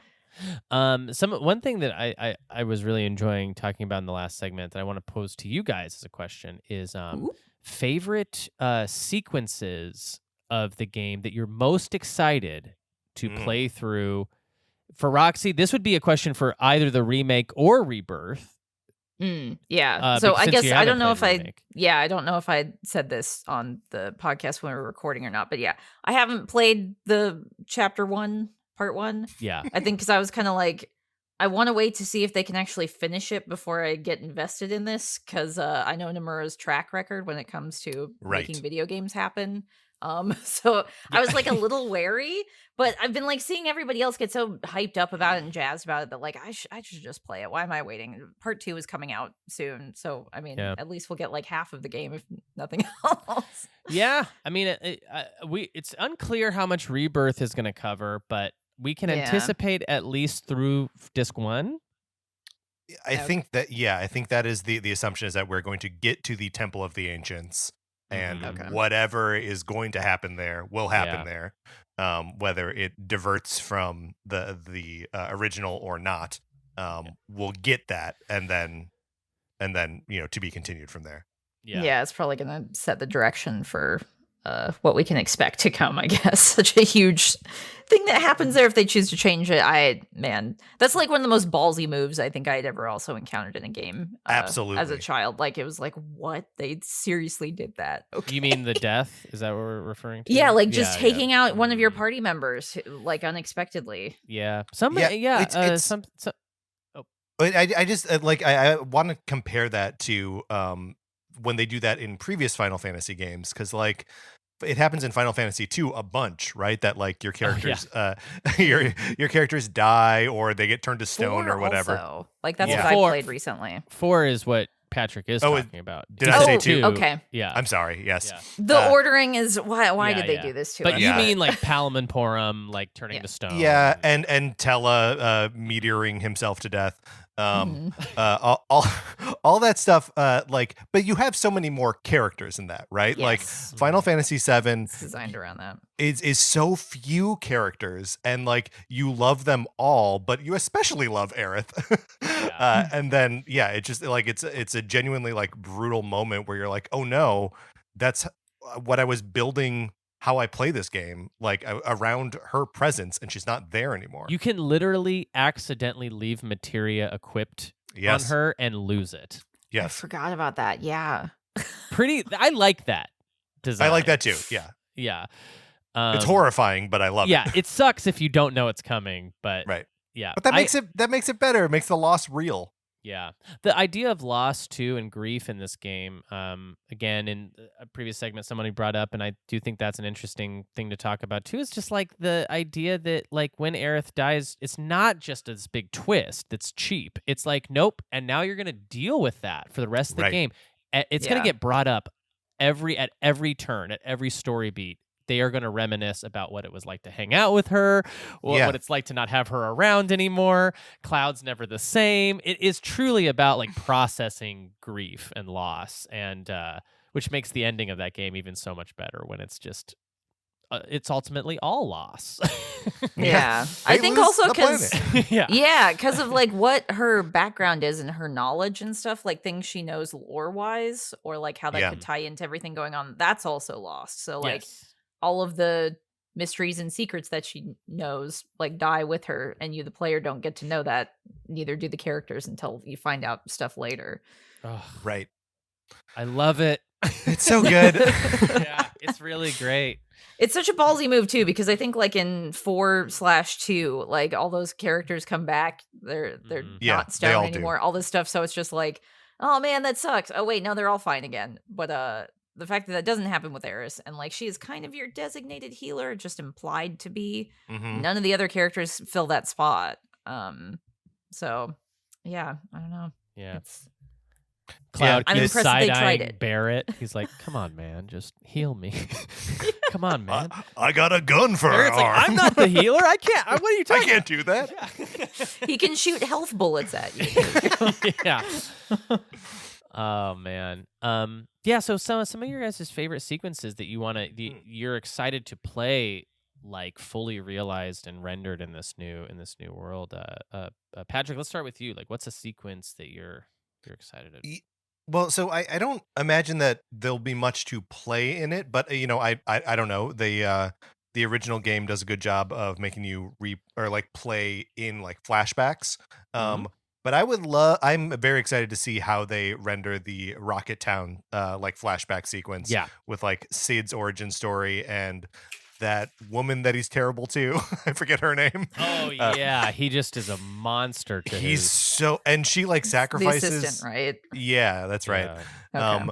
And she like what is she saves his life. She saves his and life thus and he hates it. Yeah, he can't go to What the space. hell? Yeah. Yeah. Because so it's like I don't know, if somebody took away your football scholarship by saving your life or something, and you're just like you hate them for, but it was like, yeah, it's a really But like it wouldn't have complicated- worked. Like he couldn't have gone to space anyway, right? Right, but like he that was the would've- whole deal. He would have died a hero though. Like he would have exploded Oh. in the atmosphere, and that's like the would've rather greatest honor exploded. for Sid. I mean, kinda like he seems to hate his life otherwise.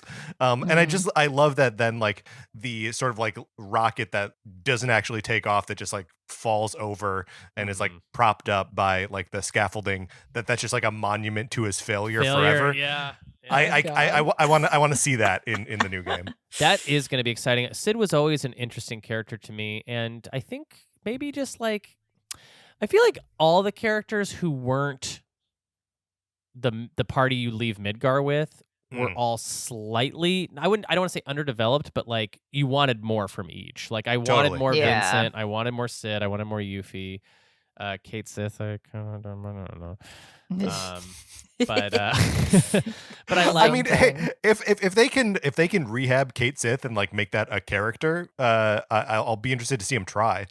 Oh, I remember what I was going to bring up. Okay, so we were talking about Dark Souls earlier. Roxy was talking about Dark Yeah. Souls 3 and not getting some of the references from Dark Souls 1.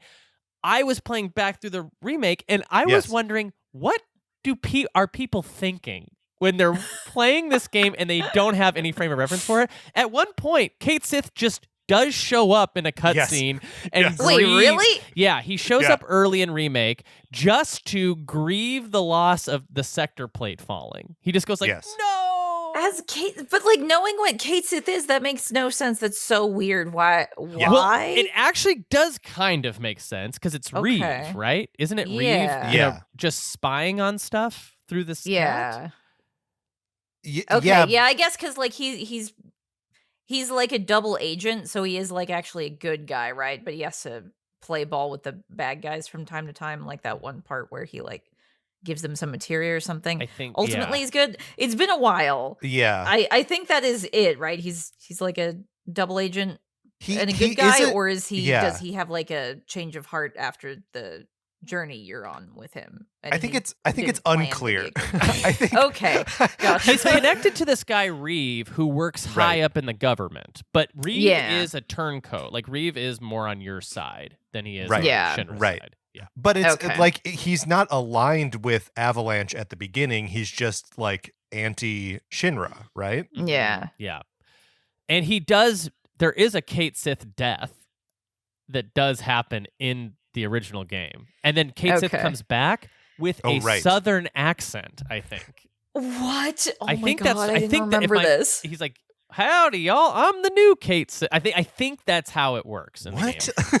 Maybe I'm making this part up, but there Different definitely guy It controls. there's a sounds death. great. There's a death that then is like immediately wiped away. It's like I'm back, and it's like, oh, he's back. Great, because Right, he's just well, a 'cause- robot. I think. Yeah, that's right. Yeah, he's being controlled like a drone. Yeah. Essentially. He's the most confusing character in the game because he's the cat itself is remote controlled by this guy, and then like the whole thing is on top of this like stuffed Moogle, Right. which is Yeah. that a robot? What's its deal?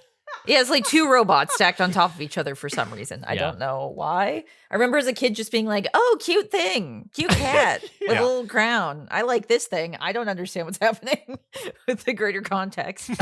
I will say of all the characters, though, I'm excited to see in action in the remake. That's the one I'm most excited to see in combat. Like It's gonna be wild. because it's basically like a Devil May Cry type beat 'em up style combat system we got going Right. on. Kate Sith is going to be doing all these like flips and spins and like seeing how that character was always conceptualized to move. Right. It's gonna be crazy.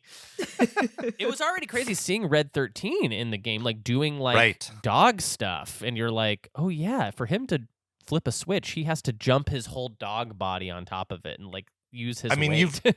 you've seen like images of him riding a chocobo, right?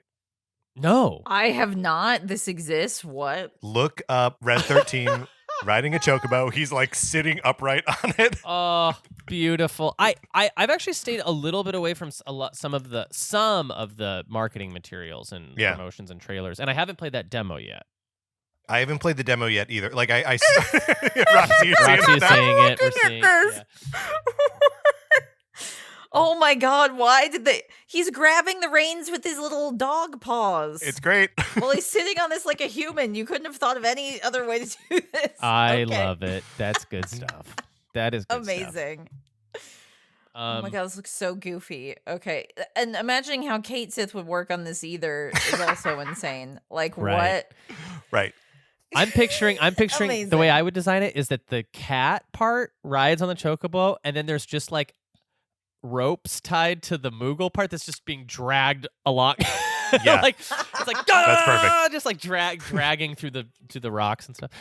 Do you guys, okay? So Patrick, you answered the question of what Mhm. sequence you're really excited to play Rocket Town. with Rocket Town. Roxy, any moments from the original game you would be excited to like see?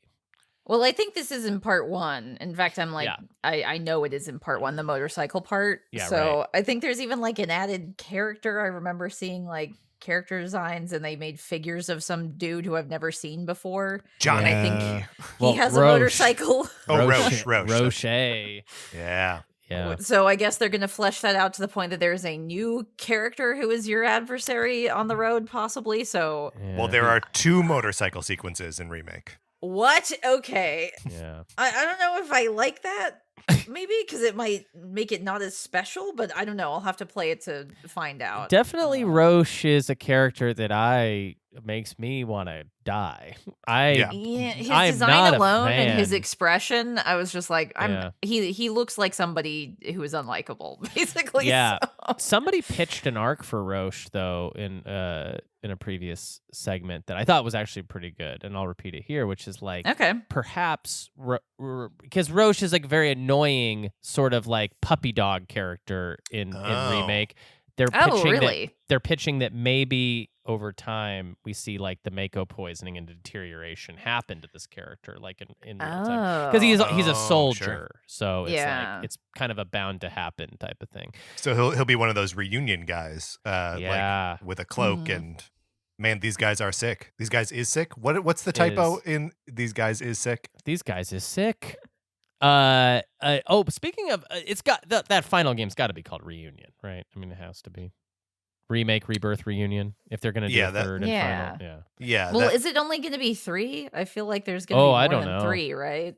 Because if the second part is only going to get us to the end of disc 1, there's 2 more discs. I don't know. you know, well, but I that's the thing yeah. is we don't know where the end of Rebirth is going to leave us. Like it Oh, could be okay. in such a upset status quo that like the end of the original Final Fantasy VII may be totally irrelevant to what happens. That's a good point. In the third game. Yeah, this is Yeah. something, Roxy, that you probably have heard whispers of, but maybe don't know all the fleshed out details of. But like, for example, there's metaverse things happening at the end of Remake that sort of almost wipe the timeline, like make the timeline a different thing. Yeah, I thought it was kind of centered around. Well, we were talking Eris's death and everything in the Mhm. original, but I've heard that that's like not going to be happening. That they're like, Well, we don't know. We don't know. possibly. So, things like that I heard people talking about. That was like, why would you? Why? Yeah. Okay. Like So, for yeah, like it's Zach just is like, still they're not alive. really- Yeah. It feels more like it's a completely different game, completely different story. It's more like based on Final Fantasy VII instead of actually a Final Fantasy VII remake, is how some people have kind of pitched it to Or me, to it's like like a just divorce sequel. it from your brain. Yeah. Oh, It's Like like a it's like a multiverse story, right? Like what's Okay. actually happening like through the course of Remake is that you are continually confronted by these like wraith-like demons that want to keep the party on the original story, and anytime your characters try to divert from that, these wraiths intervene. And okay. try and, When like, you said like a meta narrative thing, Yeah. I thought you were No. Oh, okay, all right. Yeah. What? Yeah. And So there's, like, Homer is there's, like, literally fighting his demons from the previous game. Yeah. There's like Yes. parts where a character will Stop. literally suddenly die and who didn't die in the original game, and then these wraiths will like bring them back to life really quick. Oh my It's just to God, just like what? correct that mistake. Yes, but the game Okay. ends with our heroes defeating those wraiths and being like, "Fuck you." We get to write our own destinies. So that's how the game ends, is by being like, we are not shackled to the story that people want us to retell in the Final Fantasy VII remake. Okay, I don't know why they felt like they needed to have a narrative device to have that happen instead of just making it something different. That's so weird. Okay, Yep. I don't like that at all.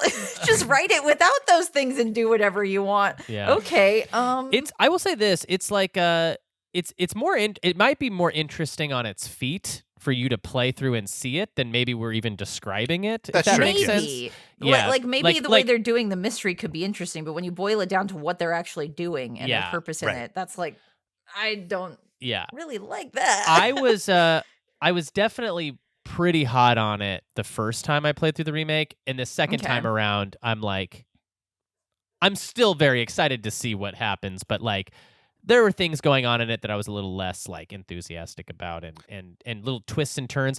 There's like sequences that they're changing up in a way that I just don't get why. Like, not to get into too many like details, but like, you know, there's like a scene at the end of the Midgar section where like you get let out of jail by Sephiroth, and there's just a trail of blood leading all the way to President Shinra's office in the original game. Okay. And when you get in there, President Shinra is just dead on his desk with a huge sword left in his back. Right.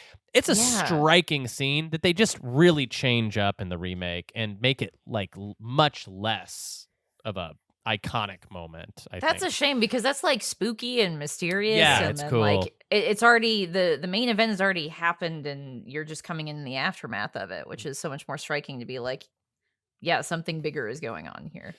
Yeah. Yeah. Hmm. And, Okay. and like and I don't think that Final Fantasy the remake series is going to be like the definitive take on Final Fantasy VII, right? Like it Mhm. definitely is using the building blocks of the original to tell a new-ish story. Mm. Okay. But like we can't think it like in the same way. It's not the same thing as like Resident Evil 2 remake, where you're like, this new one can basically replace the previous. Like, I have a soft spot in my heart for Resident Evil 2 as it existed on PlayStation, but like the remake, if I'm going to replay the game, I'm going to play the remake. Like Final Fantasy VII and Final Fantasy VII remake are just different games, just different Okay. stories. Yeah. To an extent, like I said, I don't dislike that because then you can enjoy them completely separately. They can kind of inform each other and everything, which I think conceptually that's pretty cool. But at the same time, when you're naming it that, like what was part 1 called? Was it Rebirth or Remake. that's this one? Remake, It's okay. yeah, Yeah. See, yeah. like having the word remake makes me think something else and expect something else. And I don't know if that's Yes. part of their meta narrative. I think it is. Sting to Yeah. be like, haha, fuck you, we told you, Mhm. kind of, but not. Yeah. Or like you expected this and now it's not that. Yeah, especially when so many other remakes are coming out around the same time. Right. So that does feel like they're I hope they were doing that on purpose to try and trick you and not just like, oh no, we just called it that because why not? I don't know. Yeah, my Yeah. my read is that it is like an intentional misdirect. Like, Okay. and I love these like narrative middle fingers. Like, I really like the new Matrix movie that is like basically a fuck you to me the whole time. Yeah. And I don't know. I think we encounter that so rarely to like actually get contempt from the storyteller to the audience. Yeah. That Well, like I was can be gonna, compelling. I've been comparing this to Star Wars so much in the past couple episodes that I've been talking about Final Fantasy VII, but the remake after finishing it this most recent time actually reminds me a lot of what they did with Twin Peaks. I don't know if you guys were Twin Peaks Oh. The Return Sure. fans, but like I haven't watched that yet. I need to. yeah, it's incredibly compelling, and it really is that thing where the artist is clearly showing his contempt for the idea of returning to this world with these Right, characters, right. Gotcha. and at every moment they do this thing in The Return where Agent Cooper comes back, but he comes back like a total dumbass, and so this character that you thought was so cool, you're seeing as like a complete fucking idiot now, and it's like just that kind of almost like fuck you for wanting this energy Yeah. is fun in fiction. I really do like that, and I but that being said, they aren't really committing so hard to that. I mean, they are doing most sequences of Yeah. the game just right down the barrel, which is great, Yeah. Yeah. It just feels like it's Nomura's fan fiction, I guess, right? Sure. It's like It's in somebody's my fan version fiction. of it, this is what would happen. Yeah. Yeah, so yeah, Rebirth is coming out soon.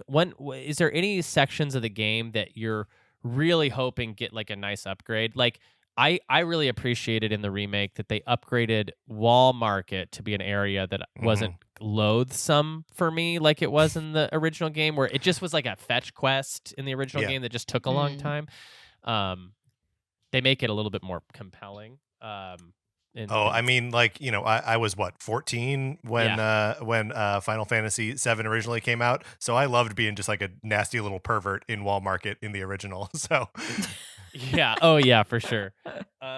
Yeah, so I'll reference a section that I'm excited to see get a nice like redo, because it was painfully not fun in the original, and that's the Temple of the Ancients. I actually I remember getting painfully lost. unfun in the Yes. original. Just not well designed. The colors of it they blended in together, so you didn't know if you were like on a upper level or lower level. I mean, there was like, so I'm excited about that getting it. Any painfully unfun moments from the original game you're excited to see not done that way? Well, I guess not painfully undone, but like, are we getting Vincent in this one? Yeah. Okay, like that whole spooky manor part, I remember really liking, and yeah. I would kind of like to see it expanded because it's not like a huge area, but like, I love a spooky mansion. That's one of my Yeah. favorite like narrative setting devices and like horror stuff. So it'd be neat if maybe they try and make that like scary. I don't know if they will. Oh but- yeah, it's scary in the original game, and it's kind of spooky in Crisis Core when you go through that whole section going down into the basement. Yeah, I can't wait to see that crap. Vincent be in cool. general, I'm so curious how they're gonna handle, just 'cause Yeah. he's an enigma. Like, he was kind of like an edgelord '90s type of character that like really doesn't fit in modern society. Yeah, like It's- they gave yes. him backstory in the other games and stuff, so it makes him a little less like you get how he got there, I suppose, but at the same time, Yeah. like I don't He- know. Yeah, he's like He's Cloud. also If Cloud was more insufferable. Like, he's also just like, the design of him is confusing because like he's like sort of vampire-y, but then they're like, he should have a gun. He should be a vampire with a gun. Yeah. But then also spend most of the time transformed into a monster. Right. Yeah, and he's got like those metal claws and stuff too. Yeah, so, like, what's happening there? Yeah. His design's wild. That's the most Nomura thing, right? Is like Vincent feels like Yes. he got a lot of belts belt Yep. city on that guy. A lot of buckles. Yeah, Yep. belts and buckles. and cloak. He's edgy. Mhm. Yeah. And like a scarf. Perfect. Like he's got it all. Yep. All right, so Roxy, what do we got to do to get you through that remake in time for this rebirth? I mean, we gotta get we gotta get you. we gotta get you there. We gotta get you across What do we this gotta do finish to line. get you into a remake today? What do I gotta do to get you into a remake? I mean, Oh, I think man. you're so overdue for this because I feel like Yeah. you're already a fan, and Well, I feel like this is the type of game you would also really like mechanically too. So I like played the demo and did not like how the demo combat was. Oh, And it wasn't very explained to me. And I think the demo is what kind of like soured me on it because it didn't do a good job of telling me about the combat as well until I got into the boss fight. Yeah. So I remember being completely confused and not really because it is a hybrid. Like you described it as like Devil May Cry, sort of, but like I think I came to this after playing Final Fantasy 15 kind of late. So I was sort of expecting like, okay, is this turn-based? Is this like this? And I guess I couldn't kind of figure it out in the demo. So I was like, I guess I'll just wait and see. And then I was playing like other games I was way more interested in when it released. So I guess I just didn't get around to it. But the other big thing, the hurdle was like not knowing if they're ever going to complete this because Nomura burned me on Kingdom Hearts 3. I no longer care about Kingdom Hearts anymore because it took so long and all of the things that came in between it. And then Final Fantasy 15 was an absolute shit show, 10 years in development. I remember being hyped for that in high school and then it did not come out until way later. So like I'm used to him poisoning everything he touches as a director. I fucking love his art. I think he's a great art director. I think he's a great artist, but every time he directs a thing, I feel like he destroys it. Like, I do think that hear Final Fantasy VII is like enough of a like the intersection between art and commerce. It like the commerce side is strong enough. Like the Final Where they Fantasy rein VII him in? remake made too much money for them to sit on the sequel for another like 10 years, right? Like the I next hope one so. is gonna come out. Yeah, I mean, now that the second one's coming out, Yeah. and once other people play it, and I think where they will be like, oh, that's where that ends, like in that part of it, or if Yeah. it's like it's so far divergent that we can't even quantify it, that'll probably be the thing that like tips me over. Because right now I'm having fun replaying Mass Effect and that's doing an entire replay of that, and then like Dragon Age and stuff. So I'm like I'm in other RPGs, which I mean. I can play more than one game at a time. So Yeah, I mean those are the- pretty chunky chunks, though. they are. It's true, and especially when I'm streaming it, like Baldur's Gate 3. It's like, God, I haven't even started that. I have a computer that can now play that. Like I now have a gaming PC that can actually play all the PC games I could not play for like decades. Oh, basically. that's a dream. So, like, I feel weird coming on a podcast where we're talking about Final Fantasy VII and talking about how much I'm more excited to play anything else right now. Sure. But I will say that just, like, seeing the trailers, seeing Red 13 on a chocobo is, like, so funny to me. Like, that alone is like, okay, somebody... I know maybe they probably half-assed that, but also, what if somebody did that on purpose because they thought it was funny? Like, if there's going to be little hints like that... Oh, I guarantee that's why they did that. There's like Yeah, they no know. reason. They know it's They know funny. what they're doing. Yeah. This whole thing is like it is such a loving send off to the series. As much as we've called it Okay. sort of like a contemptuous narrative middle finger. Yeah. There's I do feel like it's all in good fun. Like they're more just like poking Okay. fun at you for thinking this might happen or kind of like subverting things, juking and dodging, but it really is just like there's a thing in the DLC where they do the turtle bar flyers. The Happy Turtle. The Happy Turtle Hmm. flyer mini game, which was barely a thing in the original. It was just like you found them, and I think you got an item when you finally got to Wutai. That was how that worked. Okay. They make a whole huge to do of that in the interim, and it's just like, oh, they care about this stuff. They really, Right. That's pretty Yeah. sweet. I mean, I feel like especially if they've got so many games length to do that, they can extrapolate on small things here and there. It's honestly, it's not just here and there. Like the Everywhere. extrapolating on small things is like the MO. Like everything is blown out into Yeah. like full game length proportions. Yeah, the Fort Okay. Condor mini game Yeah. becomes the the most important thing you're doing for like a stretch of Yeah. that. Wow. Yeah. God, can you imagine when they get to snowboarding? It will just be its own Final Fantasy VII Mhm. SSX I'm there. Tricky or whatever. I'm Yeah. there. Cool Yeah. borders. Give me those characters. Give me those SSX tricky characters in this. Can we talk about Zach now? Yes, let's talk about the Zach of it all. So I mentioned this earlier. Roxy, you probably already know this, but like Zach is he's featured at the end of the remake. They're like, guess what? What if What if What Zach is if still alive? he Wait, didn't seriously? die? Yeah. Yes. Yeah. Okay, because like I appreciate Zach so much. I played Crisis Core. We talked about it a bit. I haven't played the remake of Crisis Core, but the original PSP game of Crisis Core I loved a lot. Especially because like Zach is just such a fun character. Mhm. He's like he's peppy, he's positive, he has good vibes, good energy. Mhm. And then like that contrast with what happens to him, you know, in the original being so sad, because he's just trying his best out there, man. Yeah. So, And he does a good job. Like, yeah, he's he not really bad. does. He only gets defeated in unreasonable circumstances. Exactly, while Yes. trying to like protect someone else. And like that's one of the interesting things about Cloud too, because it informs Cloud's story. It traumatizes him so much that he literally makes up this story in his own head about who he is. Which like he's trying to pretend to be like such a brooding cool guy, and that's one of the things that I appreciate about Cloud is because he only seems like that. He's not actually that. Yeah.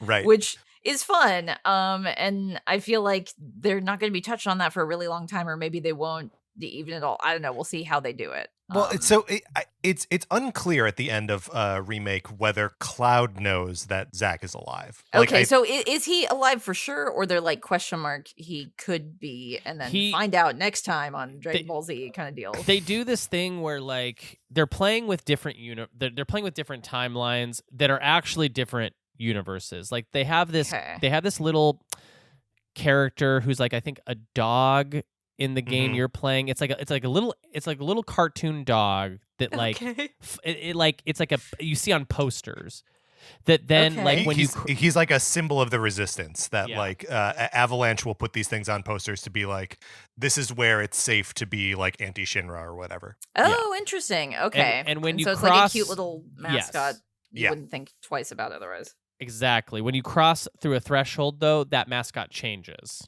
to a different Okay. animal. So it's like signaling to you like we're in a different Okay, so like- it is dealing with multiverses in a very Yeah. tactile way, even Right. in this first one. Okay. So it's unclear whether the Zach we see at the end of remake and intermission is alive in the same reality as the one that you've been playing in the whole time. Right. But like Okay. we see at the end of intermission, we see Zach like return to Eris's church and is like, where is she? Yeah. So like you Wow. can assume that she's left with Cloud and Barrett and all those guys. But like, yeah, we don't know what it means yet. Yeah. Okay, interesting. We also see him return to Midgar with Cloud around his arm. Yes. Right. So Okay. he's like helping Cloud come back to Midgar after Okay. we assume he defeated all of the soldiers. Like Okay, because yeah, normally Cloud's just like in the back of that truck on his own, right? Right. Or, okay. He does not come back with him. Okay. Yeah. Interesting. Yeah. Yeah, so Stuff's happening. Patrick, we needed to tee that up because Huh. Patrick has this beautiful theory. Oh, Yeah. okay. You got to Lay it on me. I drop want to know. This, I want to know. this yeah. Yeah, my theory is that Zach has got to come in contact with Cloud and demonstrate for Cloud a better way to live his like brooding, doesn't give a shit about anything kind of life. He can be the sort of like light in the world that Aerith usually has to carry for herself, and only to have Sephiroth at the Temple of the Ancients kill Zach instead of Aerith. Oh my god. That's my theory, is that the end of Rebirth twist will actually be the death of Zach.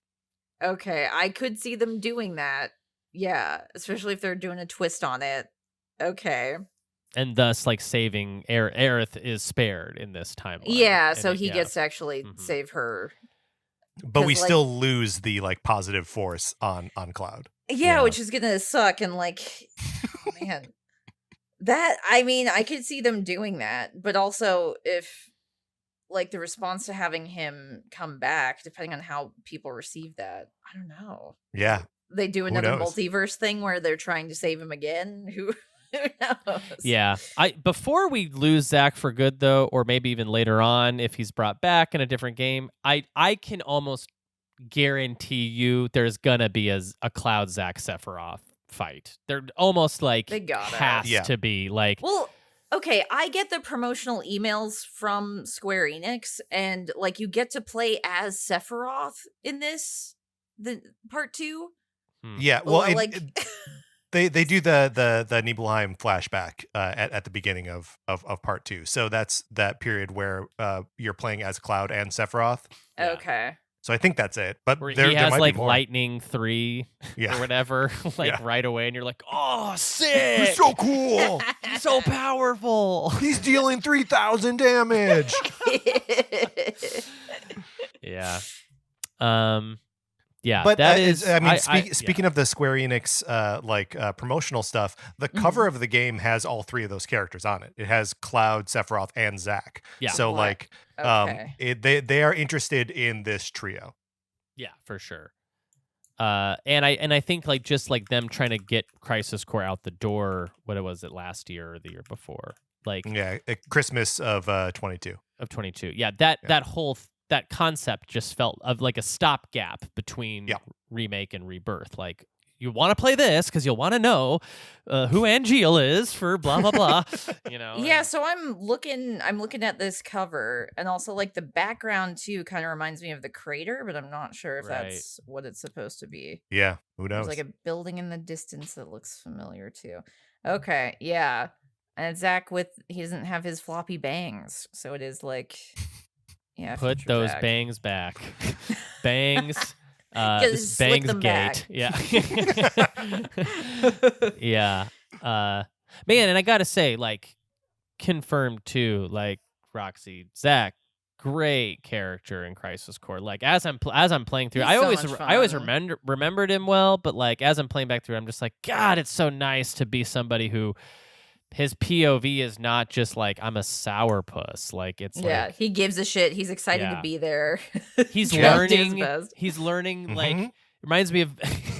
He's like basically learning God isn't real the whole game. He's like, what do you mean Shinra's bad? No. Yeah. Yeah. Great stuff. Okay, well, I will say, knowing that Zach is like going to be in it, he's on the cover art. Like, I think I had seen multiple different shots of the cover art before, but like for some reason I was thinking, oh, maybe it's just like kind of flashbacks or something, or like, you know, maybe you play as like a sequence beforehand, they add Mhm. something extra. But knowing that like maybe in the continuity he's going to be a bigger deal. Okay, I think you convinced me that's what's going to get me into Yes! it. So I think you guys did it. Roxy's gonna buy a whole PS5 just for Yeah. Zach stuff. Just for Zach. Just The for remake Zach is on stuff. PC, right? The remake is on PC. Yeah, it is Yeah, I believe now. so, I don't know yeah. if it released on PC. I doubt it. It seems like something that would come out later. Yeah, they tend to do that with Final Fantasy games. Like it took a while for 15 to come out on PC, but it did Yeah. eventually.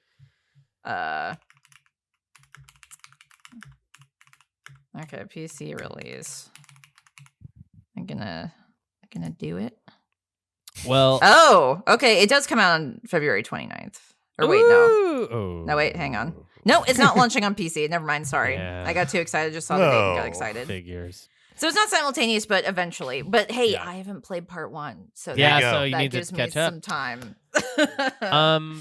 This has been great. Next week we're going to talk about Advent Children, which I just found out today already it has tied into the remake. Like they've Oh, already really? folded Oh, in really? concepts from Advent Children into the remake. Yeah, Interesting. I don't want to say what they are because I want to save some of that for Ooh. next week. So yeah, and I think Roxy, you and I have discussed, and we're probably going to do some sort of watch along. I think. Yeah, I was gonna ask about that, like on the Discord, Discord, for yeah. Super NPC. Y'all, if you're listening and not a part of it, go join the Discord right now. Yeah, I'll have it especially in the 'cause- show notes. Yeah. Doing a watch along, like doing a watch party for that would be super fun. Yeah, 'cause I we think can all- so. I'll get prepped for it. I'll get psyched for the episode of us talking about it and everything. And Yeah. I haven't seen that game since a game. I haven't seen that movie since like it came out on Same. DVD. It's been so Same, long, and it's so funny. That movie is so embarrassing in so many ways, and cool in other ways, and Yeah, hey, embarrassing in other ways. Tifa has a cool fist fight. I remember liking Tifa has that great. You know what lives rent free in my brain is when she gets flung across the church, and then she like waves her Lands, hand, right. and you see, and she like makes that fist, and you see electricity like come off of it, just barely. Hell yeah. Oh, dude, it's so good. But then, And no matter what, it's not the spirits within. So which we'll also Yeah. do a watch along back to no, back. no. Alec Baldwin in Final Fantasy. Roz from Frasier. But that's going to do it for today's episode, folks. Thanks so much for listening. We'll be back next week. Patrick, let's go ahead and plug. Where can people find you? Oh, they can find me at the Nintendo Cartridge Society podcast, where we're talking about Nintendo stuff basically all the time.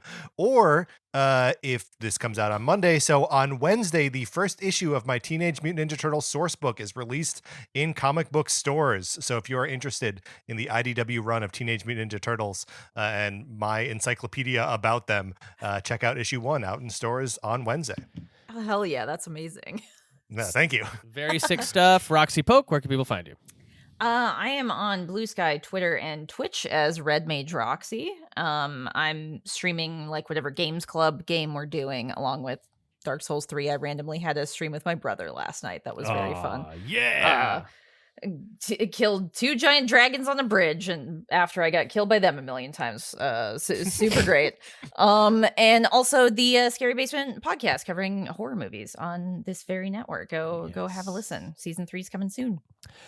Patreon.com/SuperNPC Radio. There you will find a bunch of bonus content that Roxy mentioned. The Games Club, Mass Effect 1. We're well underway. We are past the halfway point on it. Yeah. We're For kind of sure. getting into some of the later stuff, but you can listen to all of the episodes of that on patreon.com/SuperNPC Radio. We also have our new Games Club. We'll be voting for the Poll? next Games Club starting very shortly. So, you want to get over there and do that stuff. But until then, we will see you next week on the other side of Cosmo Canyon.